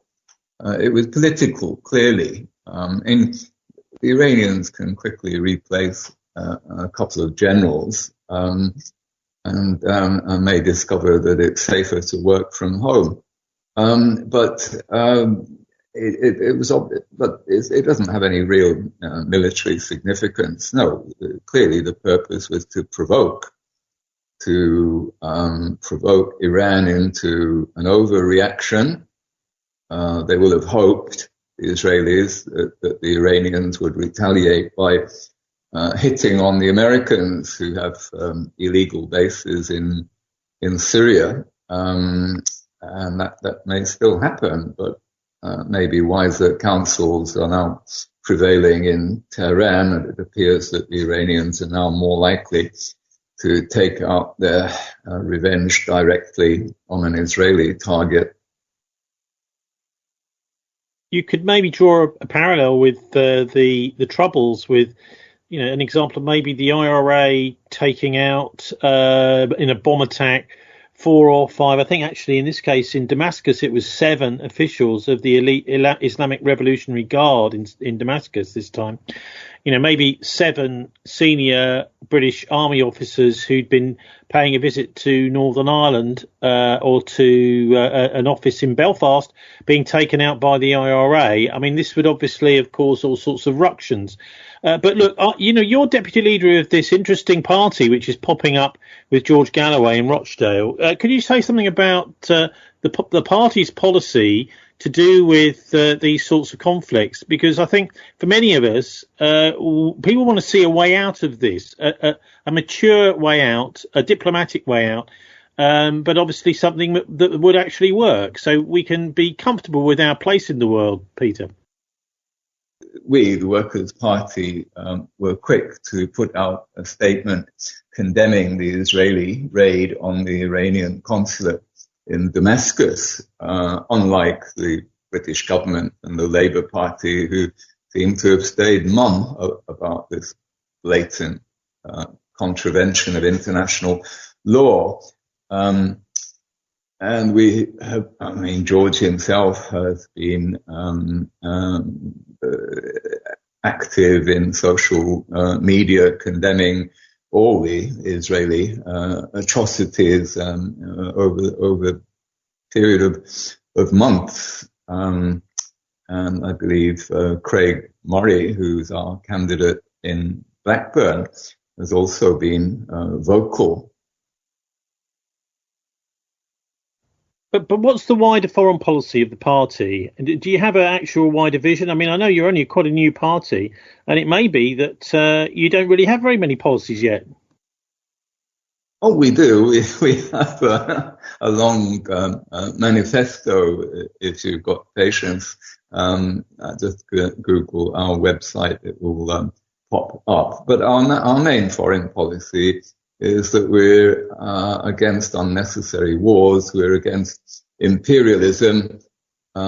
We think that the best way to preserve peace is not to go looking to make unnecessary interventions, and we should be spending not more but less on defence and looking after our own people as a priority, not leaping to the defense of countries like Israel and spending millions sending naval patrols to the Red Sea for the purpose of defending Israel against the consequences of its own illegal actions.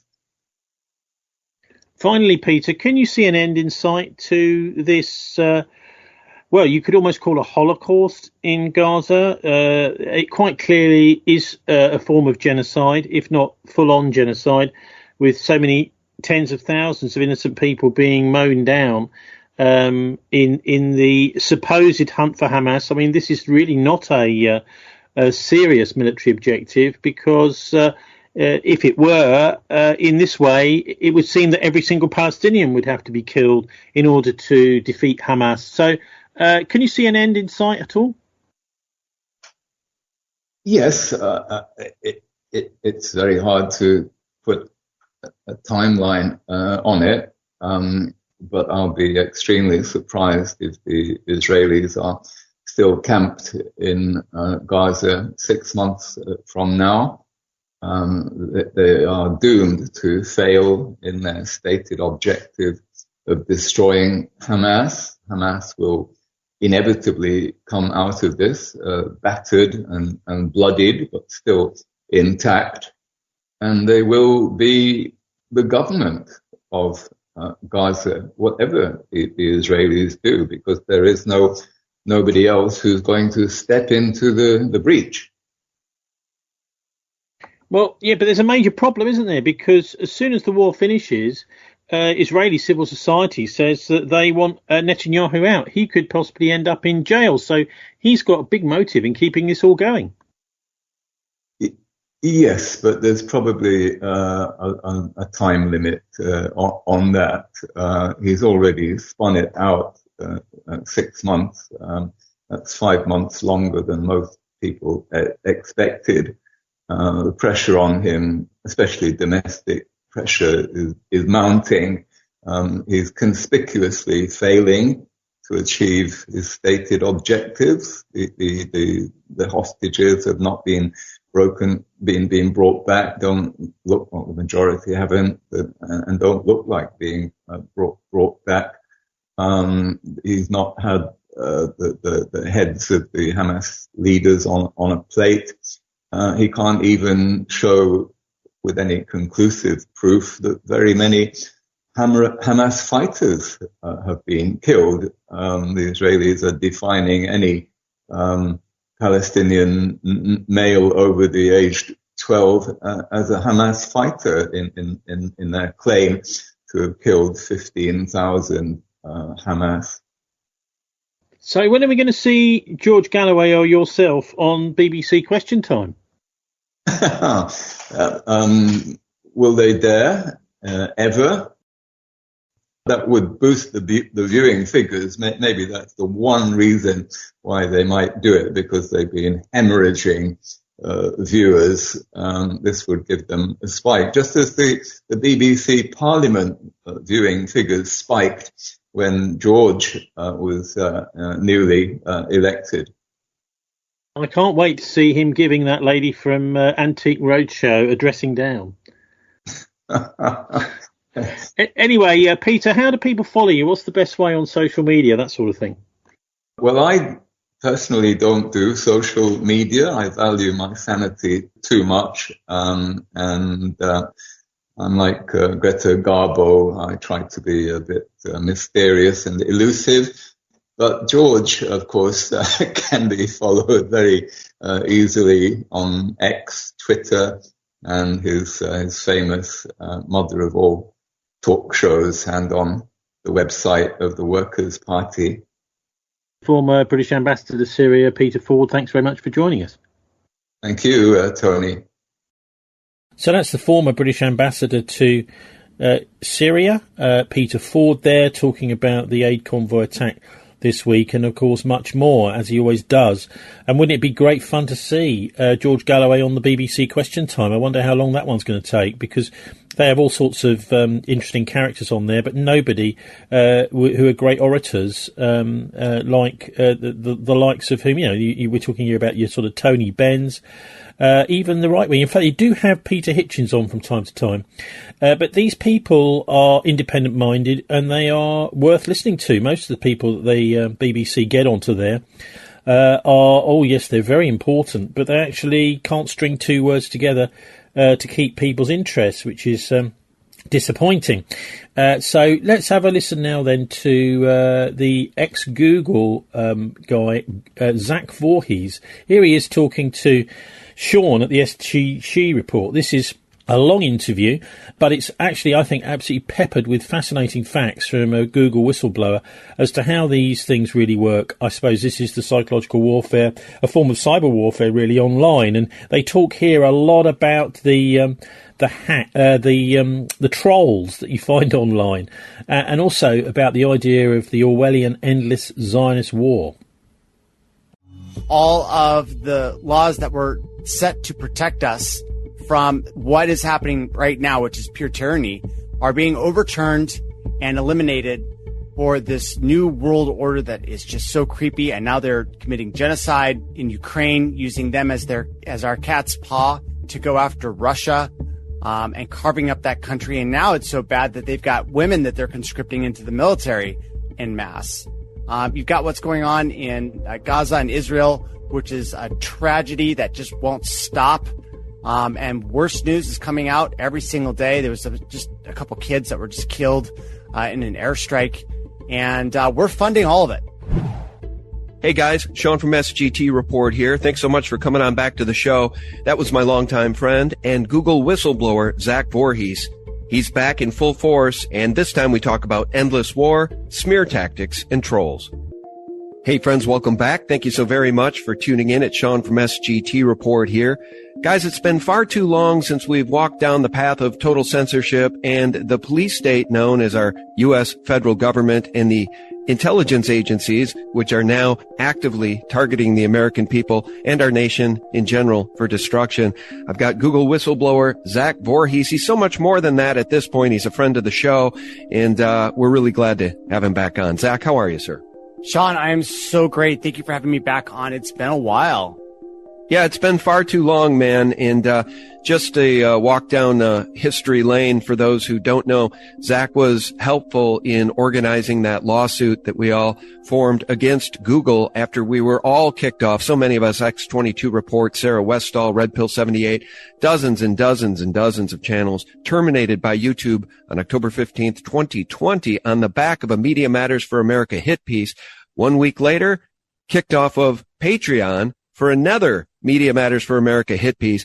Zak was central to helping us organize that lawsuit, which unfortunately didn't yield any results. Shocker. That's because if you sue Google and or YouTube, you have to do it in their jurisdiction, which is California courts. Don't think you can get much of a fair shake in California courts any more than you can in Washington, D.C., can you? No, they protect their own. They don't want to see Google leave. They're going to be their Praetorian Guard. Yeah, and let Google and YouTube get away with all measure of crime. But Sean, remember what they kicked you off for? The Hunter Biden laptop. Well, specifically that Media Matters for America hit piece, the screen grab that they chose was me interviewing Dr. Shiva Ayyadurai. And the charge against me from these people, Media Matters, election interference. It's just so weird, man. We live in upside down world, as you well know. Meanwhile, the demon rats and the rhinos have passed a pork-filled bill to fully fund our criminal, stinking, rotten government. And I just want to play this clip, 49 seconds from Representative Chip Roy, who has it right. Welcome to your banana republic, friends. We will be funding and therefore own, if you vote for this bill, Biden's illegal Department of Defense abortion travel fund. You own it. And by the way, all you social conservative groups out there, all you so-called pro-life groups, where the hell are you? Crickets, silence, because you care about political power more than the very thing you say you're for. And you know who you are. Transgender surgery at the Pentagon. Where are the social conservative groups? Cowering in the corner. Woke DEI offices across the Pentagon destroying the military morale. You can't even recruit anybody to the Pentagon anymore. You're funding it. Don't complain about it while you're funding it. All right, I'll pause it there. Zak, I'm coming back to you. Our government is clearly captured. The fall of the republic is at hand. I don't know how else to suss it out. Your thoughts? Well, this looks like we're in a planned implosion. I think that we're going to be heading into World War III. And right now you've got a group of control oligarchs seizing power, and they're using these, it's very important for these people to use, this transgenderism because these are the people that commit genocides. If you look in history through the Bolshevik Revolution, they put, a lot of these transgenders into positions of power, and they're trying to do the same thing here, right? This whole DEI is a racist policy that's going in companies across the nation, right? Google was one of the first. And when I was coming out complaining about DEI, no one knew what the heck I was talking about. And now it's everywhere. It's literally everywhere. And now they're trying to mandate it into law. Unfortunately, previous law says that you can't discriminate based on skin color. They're tossing that out of the window. All of the laws that were set to protect us from what is happening right now, which is pure tyranny, are being overturned and eliminated for this new world order that is just so creepy. And now they're committing genocide in Ukraine, using them as our cat's paw to go after Russia and carving up that country. And now it's so bad that they've got women that they're conscripting into the military en masse. You've got what's going on in Gaza and Israel, which is a tragedy that just won't stop. And worse news is coming out every single day. There was just a couple kids that were just killed in an airstrike. And we're funding all of it. And that's the problem, is that it's not someone else that's funding it. It's us, the taxpayer. We're going to be on the hook for the money and the pork barrel politics that are being printed out of thin air. Well, you're spot on as usual, and I'm going to piggyback over a couple of line items that I wanted to bridge into because you mentioned what's going on in Gaza.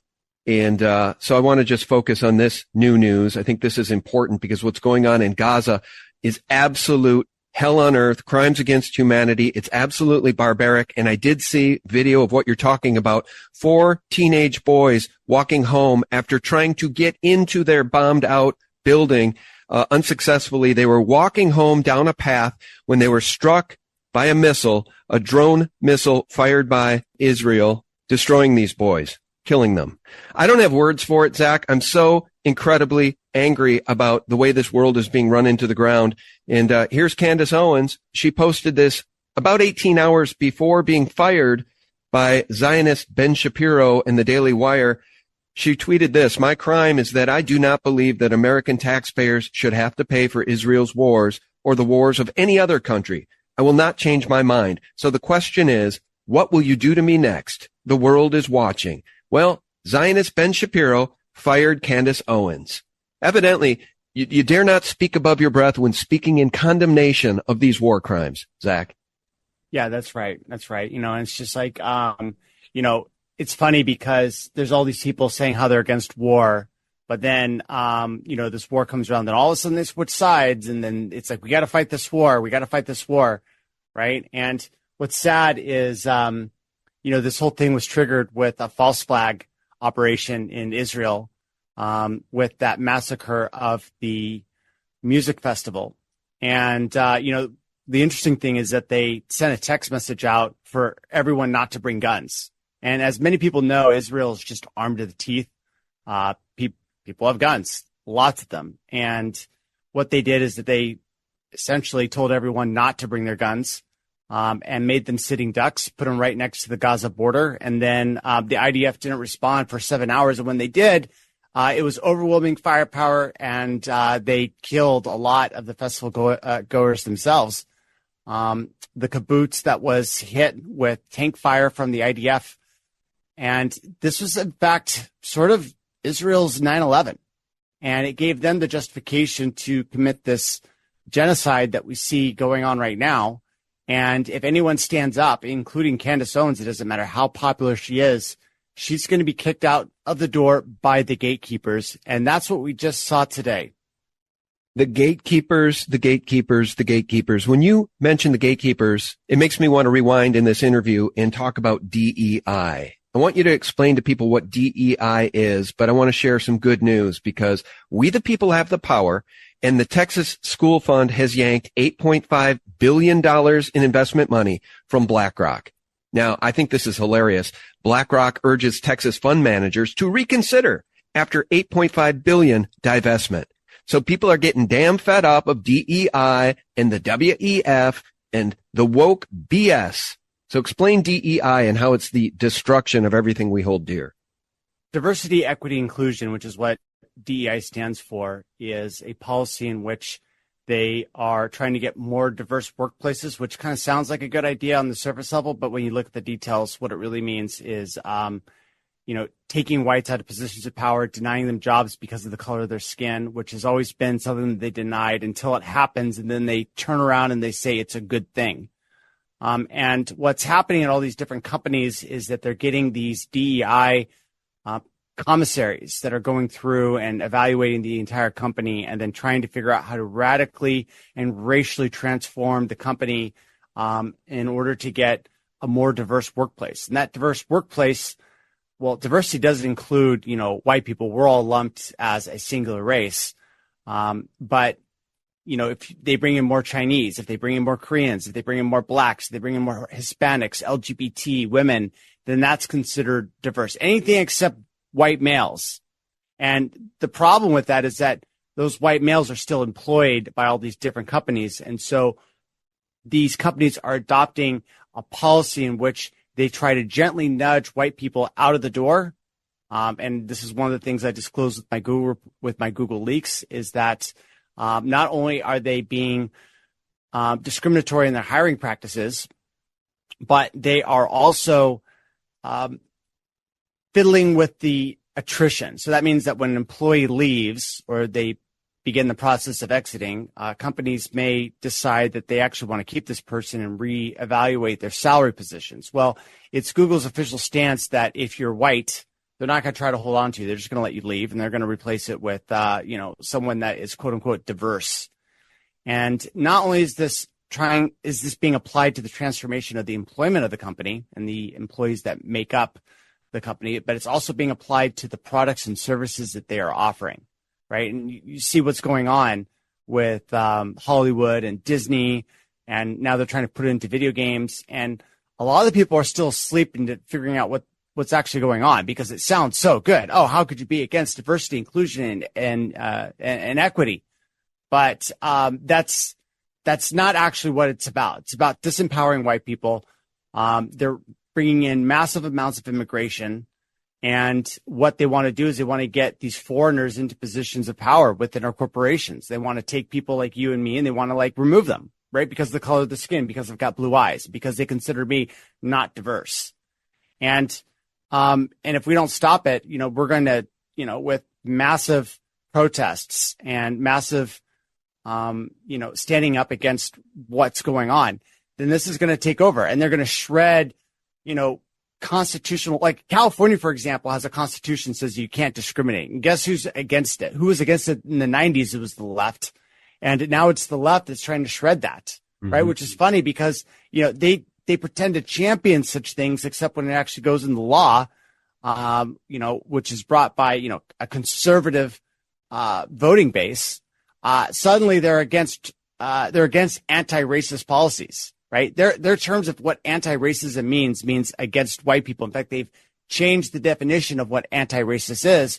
And they're even saying that racism is based on prejudice plus powers. They changed the definition so that we can't even call out racism when it happens against us. And if you look at this as one isolated instance, okay, that's kind of funny, but you take in World War III, you take in the vaccines, you take in the increase of taxes, and what it's really clear is that this is a seizure of power. And they're doing it through the control of the narrative and the influence that they have on the indoctrinated sheep that actually believe these people. And so DEI is just yet another front that's opening up against the total dismantling of our free and open society. And they're replacing it with something that is authoritative, top-down, and controlled by central oligarchs, which is what our country is currently being transformed into. Yeah, and they're breaking everything as they go. I'll give you an example. So the FAA, under this DEI insanity, has announced that they want to hire people with mental illness. Can you imagine hiring somebody with mental illness to be an air traffic controller, one of the most stressful jobs in the world?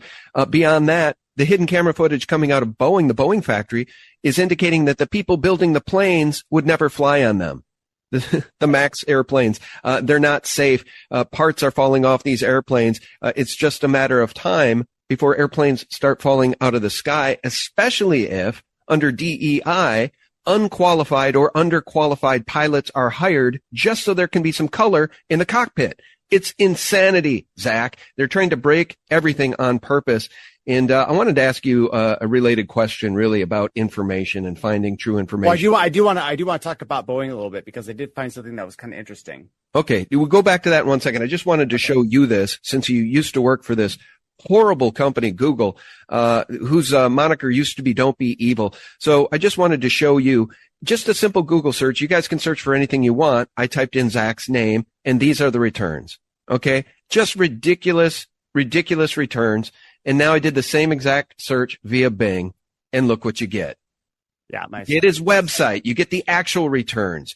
Bing is functioning as a search engine for real information to some degree. Google is not. Look at this. It's an interview I did with you years ago, 2021. Even that's coming up. You will not find this information via Google. Google is a book burning operation. Google is now a search tool, not for information. It is a filter out information search tool. Zach, I just wanted your thoughts on that. Yeah, well, they when they went IPO, they had this sort of constitutional declaration that they would do no evil. But more specifically, what they said is that they would organize the world's information and make it universally accessible and useful. And the problem with that is that they violated every single, part of that constitutional statement. They are now evil. They do not organize the world's information and make it universally accessible. They're using AI ranking in order to push a narrative. In fact, in the slides that I disclosed to the public, the AI ethicists at Google came out with slides that talked about the 4-step process necessary in order to program people like us. And that's literally verbatim what they use. People like us are programmed. And when I saw this, I was like, this has got to be a mistake. But no, I saw it within different slide decks within the company.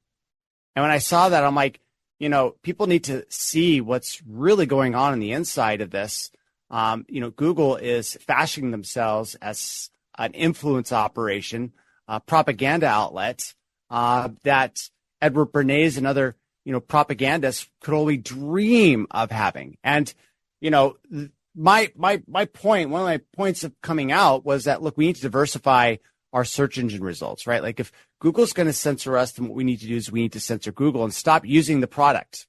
And I do want to touch on the hilariousness of this Google Gemini AI project that's been coming out. It is, I just jotted that down. Google's woke AI. Yeah, that was my next question for you. Yeah, it's woke AI, right? Gemini, right? And would you believe it that the person who was handed control over essentially AI aligning this large language model was none other than Genocide. Do you remember the last time she got super famous? It was because of Project Veritas and our sting operation. Actually, it's their sting operation, but it was my disclosure. They found Genocide. They got her into a restaurant down here in the Mission District of San Francisco, and they got a few margaritas in her, and she said that only something the size of Google could stop the next Trump situation. And this was in response to what Elizabeth Warren had to say about breaking up Google. She's like, no, you can't break it up. All these small companies apart can't stop the next Trump situation. And it's like blatant admission that Google was going to engage in election interference. And so that person that damaged the company's reputation so much, they decided to give her the reins to make this artificial intelligence absolute garbage. And that's exactly what she did. They pulled it a week later because people were saying, hey, who are the founding fathers? And it was showing black people, women, and people that weren't really part of the founding fathers of our nation. And then you go and you say, well, show me some Nazis. And they have, black Nazis, which is absolutely hilarious, right? And not representative of what's going on. And people saw this. And even the left was like, oh, my God, what's going on? Now, if I had said this like 3 years ago, the left would have said, oh, that's crazy. You need to go take your medication or some insane stuff like that. But now it's happening, and now it's in front of everyone. And we all get to sit around and say, this is total clown world. And here's the thing, Sean, is that Apple looked at that AI and they said, yeah, let's bring that onto the Apple iPhone. And that's what they're doing right now. They're in talks to bring the worst AI in the world and put it on everyone's iPhone. Yeah, of course they are. It's blowing my mind, right? And it's like, well, where do we go? Like, what other phone do we use? We have Apple and we've got Android. Like, I don't even know anyone that uses anything other than those two phones. Google's going to put Gemini AI on their phone for sure. And Apple's now going to do it too. It's like, we can't even escape this thing. Like, do I go live on a boat and bring 70 pounds of rice and check fish this from out. the ocean? What? Solana, you follow crypto a little bit, I think, but Solana had a phone that they introduced, 6 months, a year ago, sold out like overnight. I own Solana and I didn't even know about this phone. So I didn't even have time to buy it before it sold out. And then people who bought the phone have gotten somewhere in the neighborhood of $20,000 of value through airdrops of tokens that they're getting for free because of this phone. So Solana has a phone that will compete. And that is a glimmer of hope because these monopolies, it's so disgusting. Apple and Google partnering. It's not AI in the genuine sense. Google's Gemini was programmed to give those bad results. Those are people behind that. Yeah. And here's the problem with what they're doing, right? Like, a well-functioning mind is one where the world makes sense, right? Like rational thought. And what's happening is that they're feeding deliberately bad information to this AI in order to corrupt it. And what's happening is that there's something similar to human insanity that is happening to these artificial intelligence systems when you're feeding it contradictory information and lots of it. And as a result, what you get is you get these insane, sick AIs that produce these clown world scenarios, images, soon video, and people are waking up and saying, wait, how is this possible? And some people are coming out and saying, oh, this was unintentional. No, this is a reflection of the data that Google chose to expose this AI to. And the company's employees are so terrified that they all knew that this was a train wreck. But you know what? They're making $250,000 a year. Why rock the boat? They know what happens to anyone that stands up against a corporation. They go down. And so, if they were the type that was obstinate, they would have been out long ago. Instead, they're just, coming in, putting in their 6 hours, going home on the corporate bus and not raising a stink. But even the employees themselves knew that this was going to be a train wreck. The leadership was completely blind to it. They got blindsided when they released it. And, that's the reason why it's really important for other people to make, basically rogue AIs, right? Because the cost of making your own AI is dropping dramatically. I know that there's another content creator out there. I won't say his name, but he's actually one of my I'm actually consulting for him, helping him build the AI, but he's taking a lot of this content that podcasters are producing, like, yourself, and downloading all of the content. And then I've got the downloaded that I made for him. And then I've got a tool called Transcribe Anything. You can find on GitHub. It's got 300 stars, open source, and it will take the audio from these videos and then transcribe it using artificial intelligence. And then what we use is we use another AI in order to generate questions and answers. And it turns out that if you've got like 10,000 question and answers, you can actually fine tune a model so that it reflects the content creator that you fine tuned it on. Right. And so there's this project to get all of these dissident voices together through an AI, and we're going to see what that produces. And what I believe it's going to produce a highly cohesive, intelligent machine that is going to be able to contradict these insane answers that are coming out of, ChatGPT, more specifically Gemini. And we're going to be able to see, what's the true power of this artificial intelligence? Can we get a better view of reality by, seeing and observing the answers from these rogue AIs? And I don't see that this trend is going to stop. I think rogue AIs, as this AI technology gets cheaper and more powerful, what you're going to see is these individuals coming out and saying, hey, I'm just going to train an AI that's also trained on the total sum human knowledge, and then we're going to see what happens. This is going to be a contradiction. I see that there's a fight brewing right now. The government is already coming in trying to get ahead of this. Joe Biden put out an executive order a few months ago talking about artificial intelligence alignment and the threshold that a company would need in order to fall under the regulatory control of the government, right? And by that, I mean that they're literally going to have a connoisseur in their company that's going to be guiding the artificial intelligence to make sure that it is, quote, safe. And this is going to apply to any company that's got an AI model that is at the same size or larger than ChatGPT-4. And so I see this right now as first they're going to come and they're going to try to stop people from creating rogue AIs.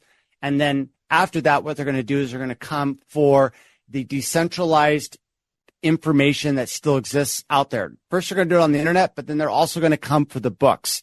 Because, look, a human can't read all of the books that humanity has created, but pretty soon an AI will, like all of them. And once you feed all the dissident narratives throughout history into this thing, you're going to have an artificial intelligence that has the knowledge of what really happened in human history. And guess what that means for the oligarchs? They're not going to like it because their power is based on narrative. And as Napoleon said, what is history but a lie that we all agree on? Exactly. And once that lie gets exposed, things start to unravel. So I think things are going to get very interesting with the AI front. Google opened this huge salvo of, it gave us a glimpse in the dystopian nightmare that we'll be headed to if we don't change course. Well, let me ask you about TikTok in this bill to essentially ban TikTok. Is this a Trojan horse so that they can come after everybody in the alt media that is a threat to the mainstream horror media in the system? Because this TikTok bill, I've heard, is just that, a Trojan horse. What do you make of this TikTok ban? Yeah, I was actually really hopeful that Trump would have something against TikTok because I know that when the left tries to ban something, it's usually a lot worse than what they say that it's going to do. And I have a feeling Trump would have just, basically said, hey, China can't have influence over the American population. What Biden's doing is that he's basically saying that anything can be falling under this, regulation. It's not just TikTok. It's going to be YouTube. It's going to be Twitter. It's going to be any social media company out there. And this is what this law, they're saying, oh, we need to ban TikTok. But in reality, they're going to, this is a regulatory play to make everyone play ball. Right. And so I'm against it now because of Biden, because it's going too far. I don't want social media companies to report to the government. I want them to be free, places of expression. And even if Google, and YouTube lock it down, at least we still have the power of the free market to bring our business elsewhere. The problem about this TikTok bill is that they're cutting off alternative sources of information so that we only get what is allowed on these authoritative platforms. And if you don't say something that is aligned with their, quote, authoritative narrative, you saw what happened in October of 2020. You get kicked off because, Media Matters writes a hit piece that is full of lies. And then the people, for some reason at these companies say, you know what, we're going to pay attention to that, even though it's a smear piece that's full of half-truths. And we're going to just go ahead and kick everyone else off because we don't want the information coming out about, the president's son. And that's where it ends, right? Like it starts with, oh, we want to protect Americans. And then it comes out to, hey, this is justified that we kick everyone off of these platforms because they're talking about how corrupt the president's son, is. And this flies in the face of the First Amendment, right? Like we don't have a functional First Amendment if the spaces that we go to in order to express our free speech are controlled by these gatekeepers who are deciding what to amplify and what not to. Yeah. Yep. And it's so much worse than that because the NSA is openly spying on some of the biggest names in alternative news, right? And I would count Tucker at this point as being part of alternative news to some degree, because he went to Russia to interview this man that the West absolutely despises, that the Zionists absolutely despise. And here's what he had to say about Western elites. And I think it's very telling. He's talking about the unjust state of affairs in international affairs. He said the writing's on the wall because these people are used to filling their bellies with human flesh and their pockets with money for centuries. Okay? But it's all coming to an end and the world is starting to realize just how evil the controlling elite are. And I want to follow that up with this clip from Joe Rogan about Tucker Carlson and his visit to Russia. Listen to this. Did you see that Tucker Carlson said that the NSA got into his Signal? The NSA admitted it a couple of years ago that they were up in my Signal account. They did that again, called other people. Oh, he's going to interview Putin. I hadn't told anybody that. My wife, 2 producers, that's it. Then I'm over there, and of course I want to see Snowden, who I admire. And he just said, respectfully, I'd rather not anyone know that we met. Great. The only reason I'm telling you this, semaphore reporting information they got from the U.S. intel agencies, leaking against me using my money in my name. They run this piece saying I'd met with Snowden, like it was a crime or something. And if you have a media establishment that acts as an auxiliary of or acts as employees of the national security state, you don't have a free country. All right. I'll pause it there. I'll come back to you. I have comments on that, but I'll let you comment first. Your thoughts. Yeah. Proton Mail and Signal are not secure. It's a honey trap, and it's a false narrative that they're pointing out. I've personally been censored through Proton Mail. And it's actually a really interesting background story on this. there was a someone tried to recruit me to work on a project called the Ark, which was, and the guy that was running it was a self-avowed Zionist. And he tried to recruit me for this AI project that he said was going to destroy all the enemies of the Jews. And what he said was so supremacist and repulsive that I basically, told him off. And, one of the targets was Russia. And so I just basically sent an email to one of the Russian embassies while I was in Costa Rica fleeing the COVID pandemic. And I sent this email to the Russian embassy saying, hey, this guy wants to take out Russia, and he's got this crazy AI project. You need to keep tabs. The email bounced back with a status 410 code, which means it's an HTTP code, which means that, at least Proton Mail was kind enough to tell me that the reason why it bounced was because of censorship, which is funny because, they're saying, oh, it's encrypted. No one's looking over your shoulder. Yeah, bullshit. I got a 410 bounce on my email when I tried to message the Russian embassy warning them about this guy. Tucker Carlson went on Signal, and the NSA read all of it. Yeah, that's what they do. Encryption is probably broken. It's backdoored.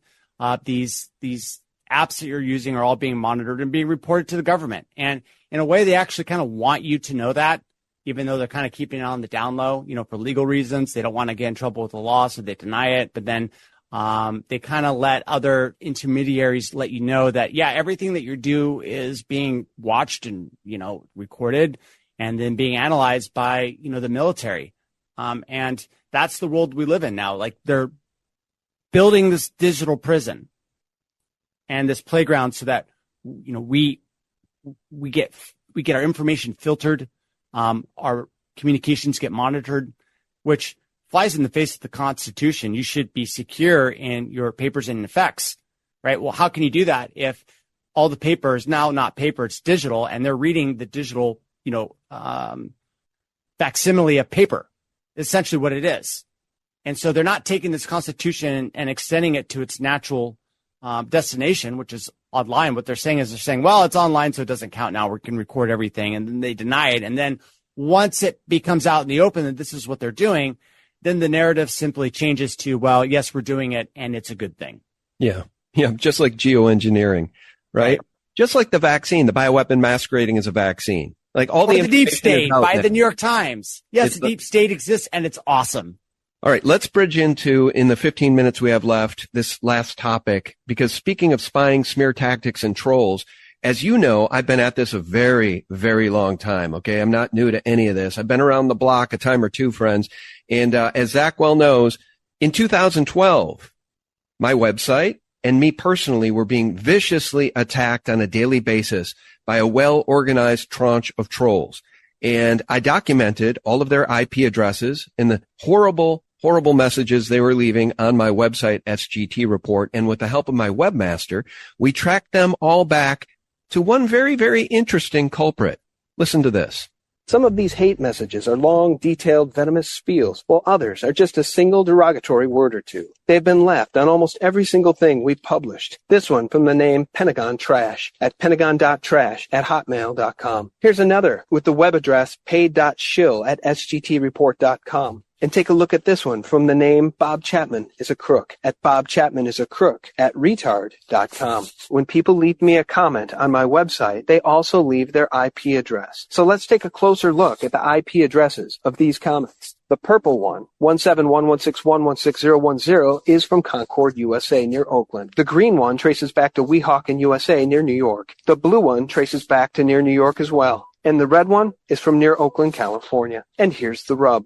Every single one of these links has one critical thing in common. These IP addresses are on opposite sides of the country, but they have almost all originated from network space fully owned by none other than Bank of America. Look it up for yourself at the American Registry for Internet Numbers. Yep. So that's the rub, guys. I've been at this a very long time. And when I was getting ad hominems hurled at me on a daily basis, calling me a fag and a whore and a bitch and all these terrible things, and that my website's a joke, I sussed it out pretty quickly. It was a well-organized machine coming from Bank of America because at that point, you remember, Zach, I cut my teeth in the silver, gold, and honest money space, and I was talking about the Federal Reserve and all the problems we have now because of the Rothschild printing presses. No wonder Bank of America targeted me. But guess what? As soon as I released that video, the attacks stopped.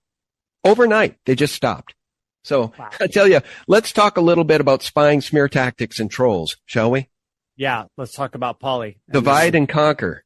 Yeah, exactly. Yeah. This is the funny thing. I supported Polly. I liked her research. She was even part of our lawsuit against Google, punchgoogle.com, because, she got her voice is important and it needs to be heard. And unfortunately, what she's done is now she's turned her attention towards this wellness corporation. Now, I'm not paid by the wellness corporation. I don't know any of the people that run it. I've never talked to them, but I did. Miriam's been talking to me about this for a while, and she's been pretty obsessed, and it sort of just blew up out of nowhere. And so I was like, okay, is everyone really compromised? And I started to look deeper into this. At first, I thought that this was actually possibly some sort of money octopus that was keeping the right-wing dialectic alive in order to, establish conflict. And this is the problem that I have is that, is everyone bought out? Like, this is a demoralization campaign is what 100%. It feels like. 100%. Yeah. That's the only reason I wanted to even cover this today, because it's a demoralization campaign. These are smear tactics, and her troll army is real, and they believe it. They digest everything she says, and they believe it as though it was biblically written. And I just don't understand it, because the big picture is this. During the pandemic, people would go to the hospital. Their loved ones would be locked out. Nobody would advocate for them. They'd be put on a vent. They'd be put on remdesivir, and they would die a lonely death. This company will allow you during the next pandemic to not go down that road, to talk to a real doctor who cares about your health via teleconferencing, via Zoom, whatever, so you can get actual medicine to help yourself so you don't go into those death zones called hospitals. So this is my line in the sand here. I will stand with people like Dr. James Thorpe. I will stand with people like Project Veritas founder James O'Keefe. And I will stand against these GD trolls because they're not being intellectually honest. They're just being trolls. And I think it's sick.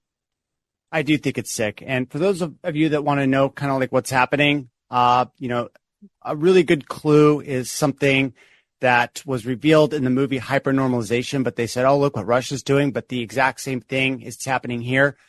Sean, I did send you a link through this Zoom app, if you could possibly play it. And I think that would be a great way to close this off, because it's very important information of what the narrative playbook is going to be for the United States. And what that playbook is that, that there is controlled opposition. And then what they do at the end is that they say, oh, look, everyone's being controlled by the state. And so you don't know who to believe and what not to believe. And this is the pattern that I see with what's happening with Polly, is that she's trying to demoralize everyone by saying that everyone that you're following is actually bought out, and they're just like everything's bought out and no one's telling the truth. And it's disorienting, and it's demoralizing, and it's slanderous. And I find it extremely offensive, because I've risked everything to do this. I lost my job at Target, right? In the marketing headquarters. I was there for a decade, a rising star in the marketing department, loved my job, started getting a little too truthy in the workspace about 9/11. And, the rest is history. Right. So I'm willing to die on this hill, because the truth matters. The truth is paramount. And people that want to spend all day dividing and conquering and being part of a troll army, you really, really need to look inward, folks. You're not doing humanity any good services. All right, let's play this clip from Zach. Surkov's aim was not just to manipulate people, but to go deeper and play with and undermine their very perception of the world, so they are never sure what is really happening. Surkov turned Russian politics into a bewildering, constantly changing piece of theatre. He used Kremlin money to sponsor all kinds of groups, from mass anti-fascist youth organizations to the very opposite, neo-Nazi skinheads, and liberal human rights groups who then attacked the government. Surkov even backed whole political parties that were opposed to President Putin. But the key thing was that Surkov then let it be known that this was what he was doing, which meant that no one was sure what was real, or what was fake in modern Russia. As one journalist put it, it's a strategy of power that keeps any opposition constantly confused, a ceaseless shape-shifting that is unstoppable because it is indefinable. That's powerful. Sounds a little bit like what's going on here, huh? Yeah. In our country. Going on. I mean, the elites will tell you the truth, but they only say the truth when they talk about other countries, right? Oh, Saddam Hussein, he had body doubles, right? Oh, Putin is controlling the opposition. It's just like, just take what they're saying about other countries and then just apply it to what's happening in our country, and it's going to make total sense. 100%. What's the best way to follow you, Zach? Yeah, if you want to see my Google leaks, come to my website, ZachVorhees.com. If you want to catch a lot of my musings and intellectual droppings, go to twitter.com/perpetualmaniac. That was my gamer tag before I inadvertently became well known because of the Google leaks. That's where I report a bunch of stuff. Sometimes they float conspiracy theories. My latest one is I think that the Boeing whistleblower was actually killed by the deep state because, they killed him after he gave the testimony. So why would they kill him? There's a lot that's going on with the world, especially with artificial intelligence. Everyone that is of credible authority is lying to you. They're saying that's far away or, it's not going to happen or we're 10 years away. It's all lies. We are going through a massive transformation. I'm one of the only people that is sounding the alarm on this. In a realistic way. I was one of the first ones to post, I think it was 2020, that ChatGPT is going to represent an AI Lucifer, and everyone thought that I was crazy. And now, look, it's 2024, and people are going biblical in this AI, and so, you heard it from me first, and I tend to be, at the forefront with a lot of these stories before they become stories. And so if you want to sort of like see what's, on the horizon, come follow me at twitter.com/perpetualmaniac. All right, brother. Thanks for your time today. We appreciate you. Thank you, Sean.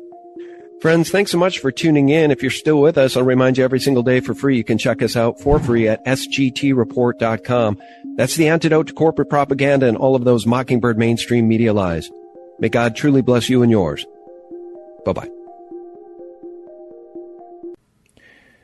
And here's an interesting one. Well, we hear all about these Hamas tunnels, don't we, that have been used since the 7th of October. Of course, they've been going for many, many years, at least 20 years or so. But Al Jazeera did a fantastic report this week about the underground tunnels found in Israel from the Jewish revolt, as dating back 2,000 years, a Jewish revolt against the Roman Empire. How about that? We are in a shelter that was dug beneath the Jewish village that is here 5 meters above us. And it was dug for families to hide while the Romans are here because they feared for their life, for the children. We were amazed to see how big this complex is.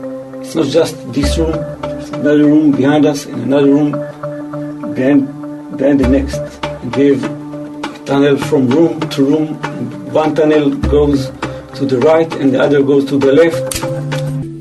Well, you have to be under stress to feel how to use it. You have to be under stress that you're shaking from the fear from the Roman, because we knew, and the Jewish people knew, that the Romans are very cruel. They will not leave anyone alive. So that's interesting, isn't it? Back 2,000 years ago, so the Jewish zealots and the Essenes, I guess, various sects of the Jews, had a whole system of tunnels underneath cities like Jerusalem, etc., and other places where they were planning resistance against the Romans. So there you go. So nothing changes in Palestine, does it? So the Wellcome Foundation, we all know about them. Well, many of us do. It's very much like the Bill and Melinda Gates Foundation, but based here in the UK.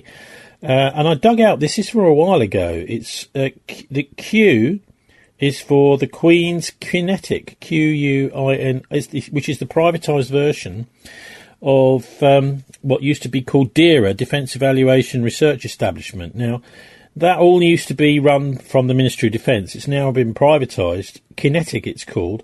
And I didn't realise that they actually had some involvement with vaccine, what they call here vaccine eugenics. Henry M. Stanley, the explorer that is supposed to have famously said, Mr. Livingston, I presume, he went on numerous expeditions to Africa. And on the surface, he was supposed to be looking for David Livingstone. But what we now conclude is that Stanley was a mercenary. He was a promoter, as was Pirbright. And one of their objectives was clearly to find poisons and cures in Africa, which Wellcome could then commercialize and distribute through the Wellcome laboratories. And at the same time, he was on a mission for the British East India Company to acquire the wealth of West Africa, especially the mining wealth in gold and diamonds. And he was closely teamed with the Rothschilds because he was involved with the setup of the British South Africa Company in Parliament, and we have the actual records of the parliamentary discussions on this, where they set up a corporation called the British South Africa Company, which Rhodes was the leader, at the same time as N.M. Rothschild, another great-grandson, along with Baron Pirbright, funded the De Beers Diamond and Mining and Gold Company, and that became one of the chief funders of this British South Africa Corporation. And one of the most interesting aspects of this is they developed it so that it was a corporation that would run South Africa, not the British government, but this corporation. And this corporation would collect taxes, it would run its police force, and it would be independently operated. Now, that sounds very much like a fascist organization. And what we now see is that this was the origins of what we're going to call British imperial fascist corporatism. I know that's a lot of words. British imperial meaning under the Queen. Fascist corporatism means the Queen is going to give special, Queen or King, give special positions to these corporations as long as they pay their fealty to the monarch and pay their taxes. And so at every point when members of Parliament tried to question this arrangement, they were shut down. And it was Henry de Worms, first Baron Pirbright, that led the suppression of any criticism of this new British South Africa Company, which the Rothschilds were also invested in. So here we've got Henry Wellcome collecting drugs to be sent back to the UK. And Wellcome has got a facility through the trust on the Pirbright property. And in addition to that, the explorer Stanley has a tomb, memorial, monument at the Pirbright Church.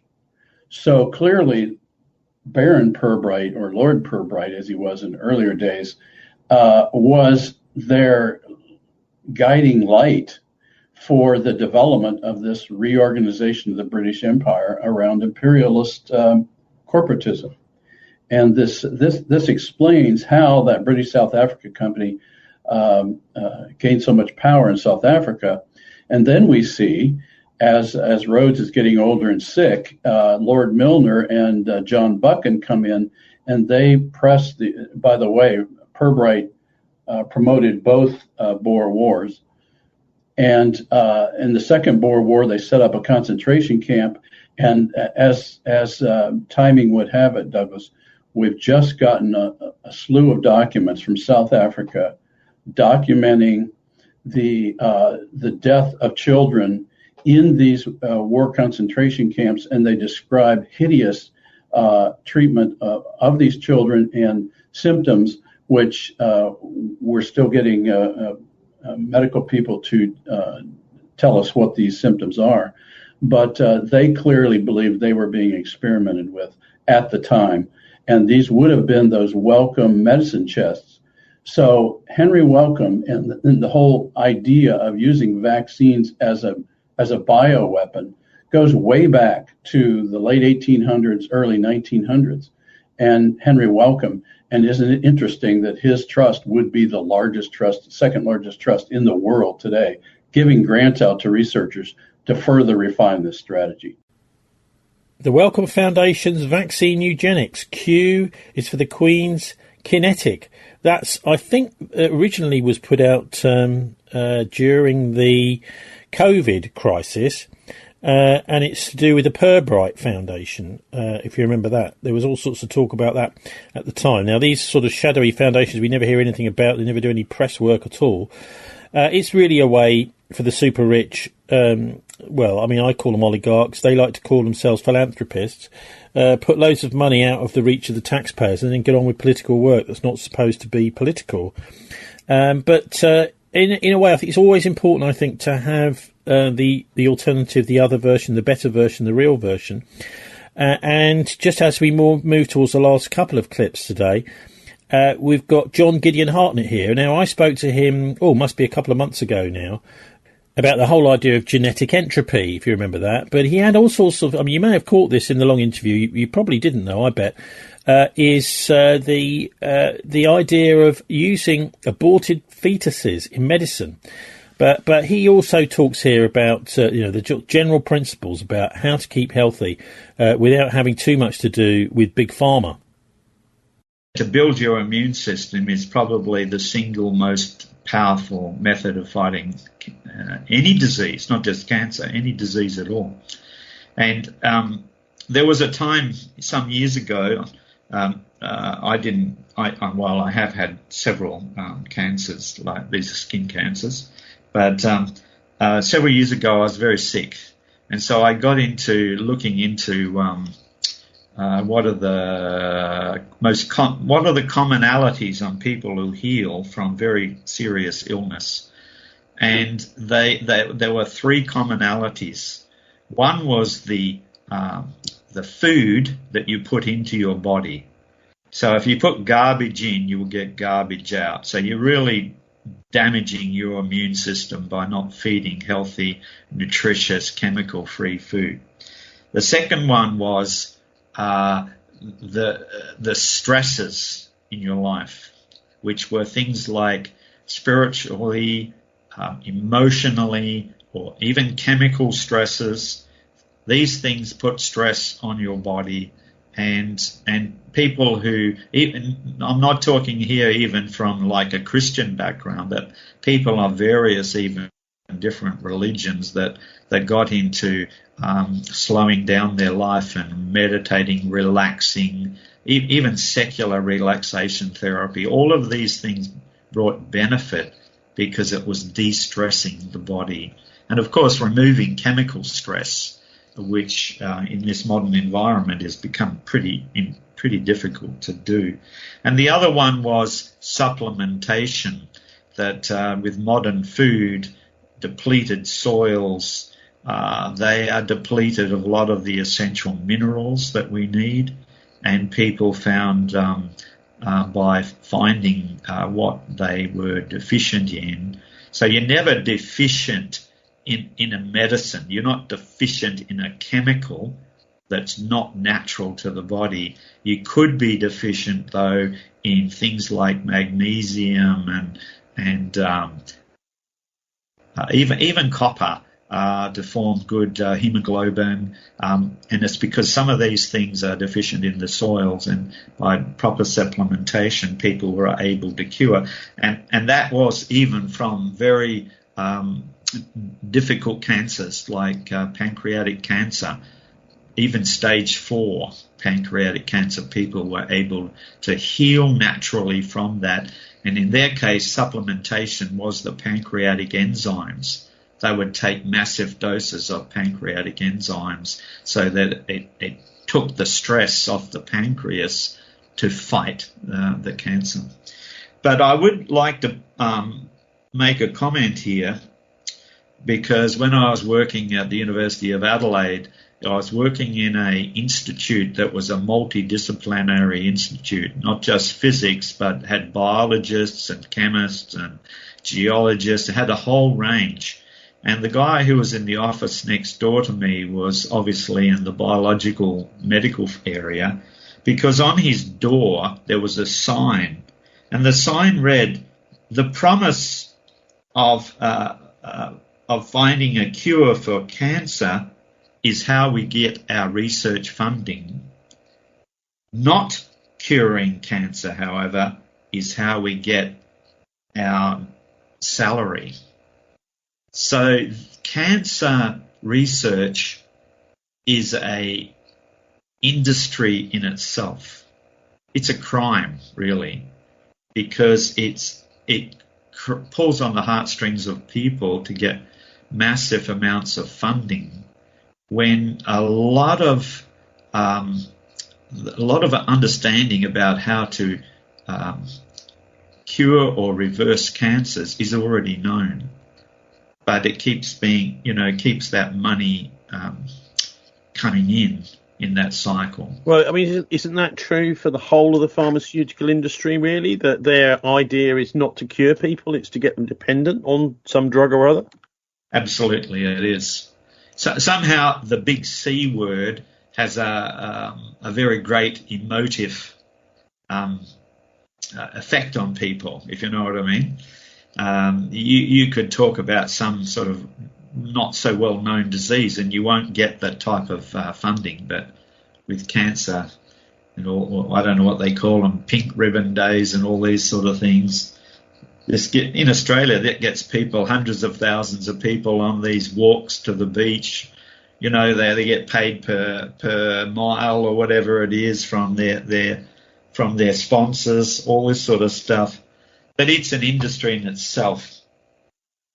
And so when new drugs come out, often the side effects of a lot of these new drugs they're developing is cancer itself, because the chemistry is unnatural to the body. It's not normal chemistry, and it disrupts.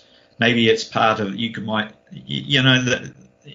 say it's the law of unintended consequences, but the more cynical or conspiratorially minded might say it's intended in order for just what you said, to keep people sick so they can keep the pharmaceutical business going well.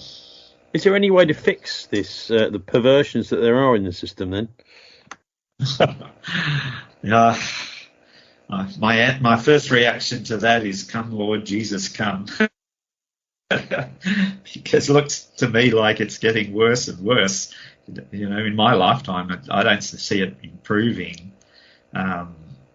Look, if I can, it's a little bit of a segue here, but it does paint the picture of what I'm thinking. There was a time in the past. Now, this is getting into the subject of vaccines. There was a time in the past nearly all vaccines were being developed without the use of aborted human fetal cells. There were certain cell lines that were developed as early as the 1960s from aborted babies.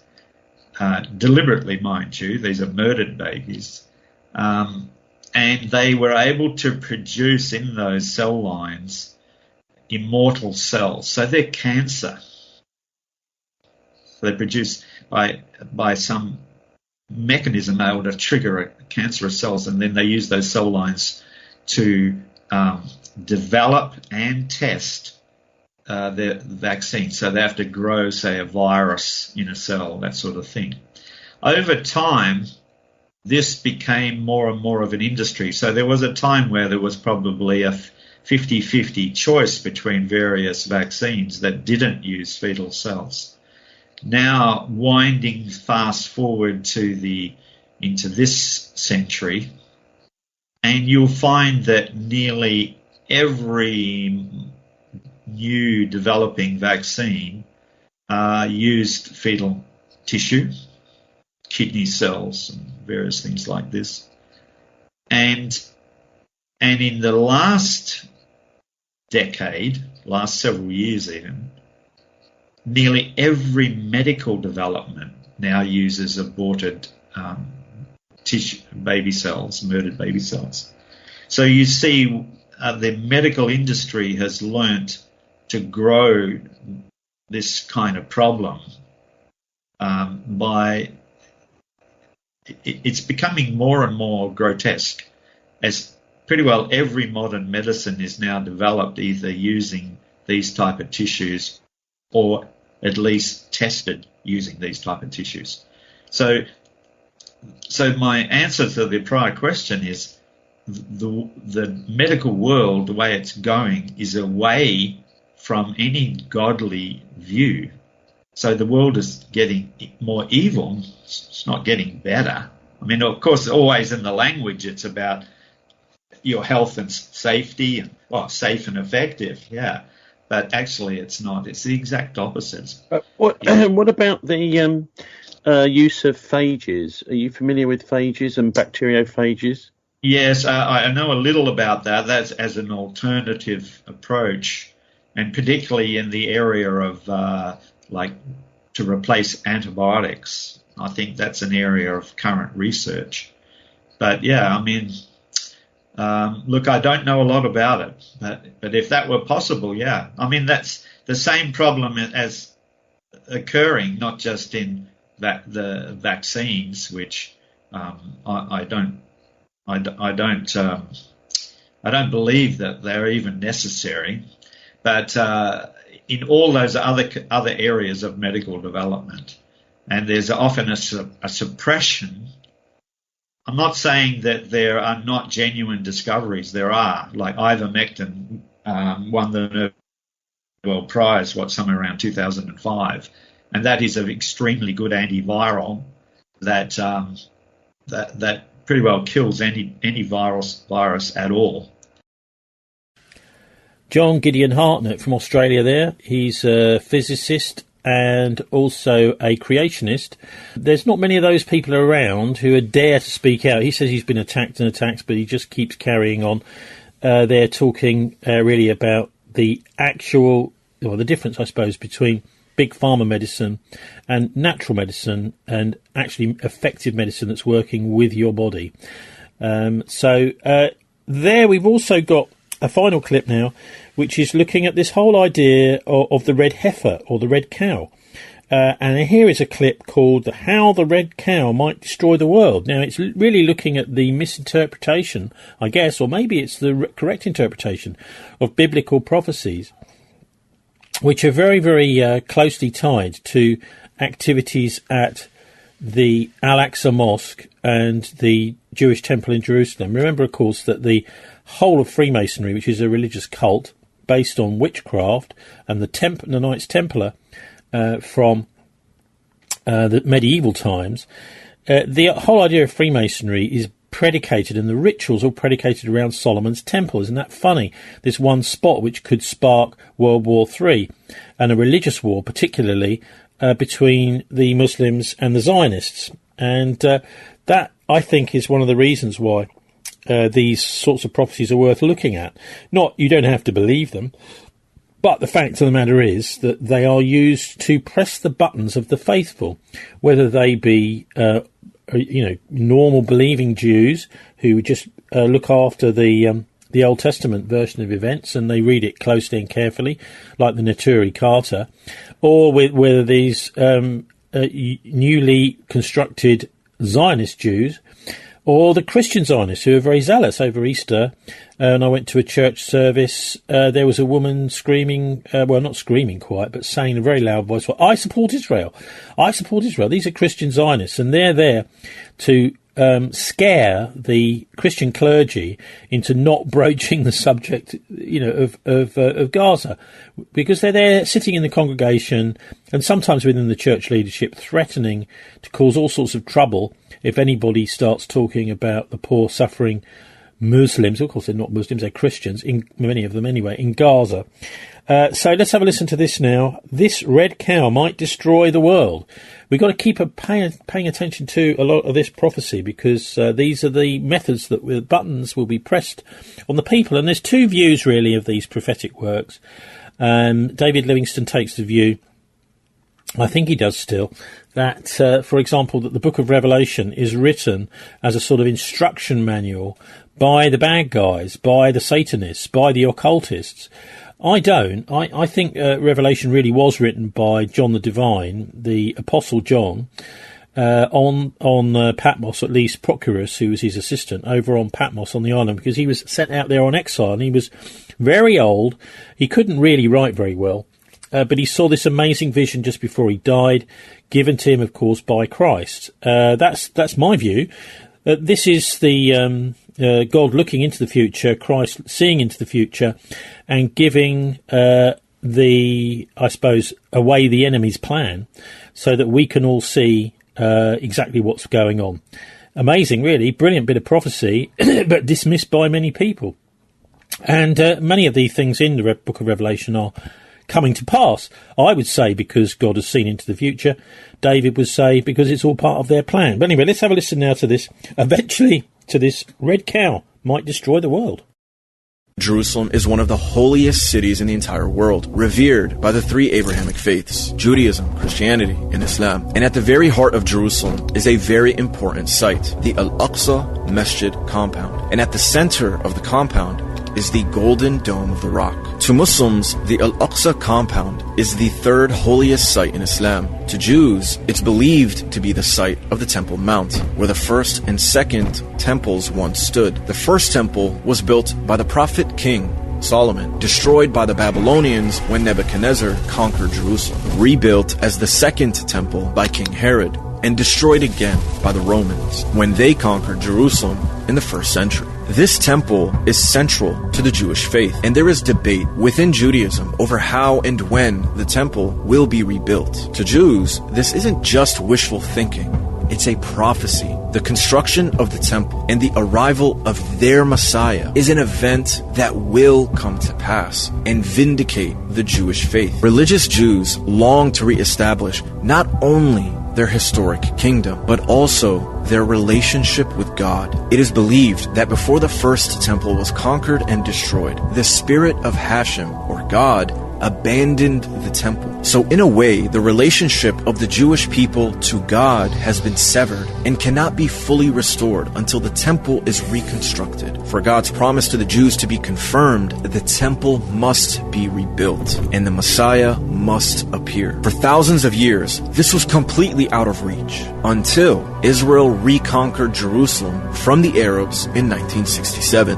When Commander Gore declared that the Temple Mount was back in Jewish hands, it rekindled hope for a long-awaited Third Temple. The Six-Day War was a miracle of biblical proportions and was a cataclysmic opening of a new era for Israel and for the whole world. This was seen by some as a divinely ordained event and a necessary step towards the re-establishment of the Holy Temple. But there's a problem, a massive problem. The Jews believe this temple must be rebuilt on Temple Mount, meaning the Al-Aqsa compound, the Islamic holy site, must be destroyed. And so despite controlling Jerusalem for the last 60 plus years, Israel has been quiet about any intentions to rebuild the temple, as this would be seen as a major provocation and incite a war between Israel and the Muslim world. But working in the background are groups dedicated to the destruction of Al-Aqsa and the reconstruction of the temple. One such group, the Temple Institute, has worked diligently for years, raising money and awareness, and building relationships with powerful forces both in Israel and around the world to facilitate the construction of the Third Temple. And after decades of occupation and growing disinterest in the cause of the Palestinian people, their calls for the reconstruction of the temple have grown louder and louder. Talk of rebuilding the temple is no longer considered a fringe idea. Today, there is a lobby in the Knesset of how many members of Knesset that are constantly speaking about Jewish rights to pray on the Temple Mount. There are members of Knesset that actually talk about the rebuilding of the Holy Temple. Do you understand that 20 years ago, these people wouldn't have been given a moment on prime time television in Israel to say these things? They would have been laughed out. So, a few years ago, this was considered fringe? Zealots, lunatics, peculiar. Today it's mainstream. And this group is also supported by powerful evangelical Christians in the West. For evangelicals, they view the construction of the temple as a necessary precursor to the return of Christ. It's a bit of an unholy alliance, because the Jews believe that all Gentiles, aka non-Jews, will serve the Jews when the Messiah returns, while the evangelicals believe that Christ will return and either convert or kill the Jews. Bit of an awkward relationship. The means to get there are the same for both groups, however. Al-Aqsa must be destroyed, and the temple must be rebuilt. And this puts them at odds with the Muslim world, primarily the Palestinians, who view themselves as the defenders and custodians of the Al-Aqsa Mosque. Okay, so we have historical context now, but what does this all have to do with cows? Well, according to Jewish theology, the temple cannot be reconstructed until the Jews of Israel are purified, and the process of purification requires the sacrifice of a rare type of cow. It says that God spoke to Moses and Aaron saying, "This is the ritual law that God has commanded, instruct the children of Israel to bring you a red cow without blemish, in which there is no defect, and on which no yoke has been laid." So it says that we're supposed to take a perfectly red cow with no white hairs or dark hairs at all, and a cow that no yoke has ever been on. So as a result, it's very, very rare to find a baby cow that is completely red. Time to sign off now. Thanks to our guest this week, the former British Ambassador to Syria, Peter Ford. You can download our MP3s to listen in the car or anywhere you like. Follow Tony Gosling Censored as well on Telegram. Do please send me interviews and story tips via the Not the BCFM Politics show page, where you'll also find the podcast, full-length interviews, story links, comment page, and our email addresses. And you can subscribe to my weekly newsletter or even donate at thisweek.org.uk. I'm Shadowband on Twitter at Tony Gosling, and we've been streaming from the People's Republic of Stokescroft in Bristol, on the talkradio.org.uk stream at radioquk.com in Camberley, Surrey, and live on the Not the BCFM Politics Show app. If you can restream us live or rebroadcast, just let me know and I'll credit you here. If you're wondering why it's been just me this week, it's because Dave is off for a few weeks and we'll be back in May, we hope, back to normal.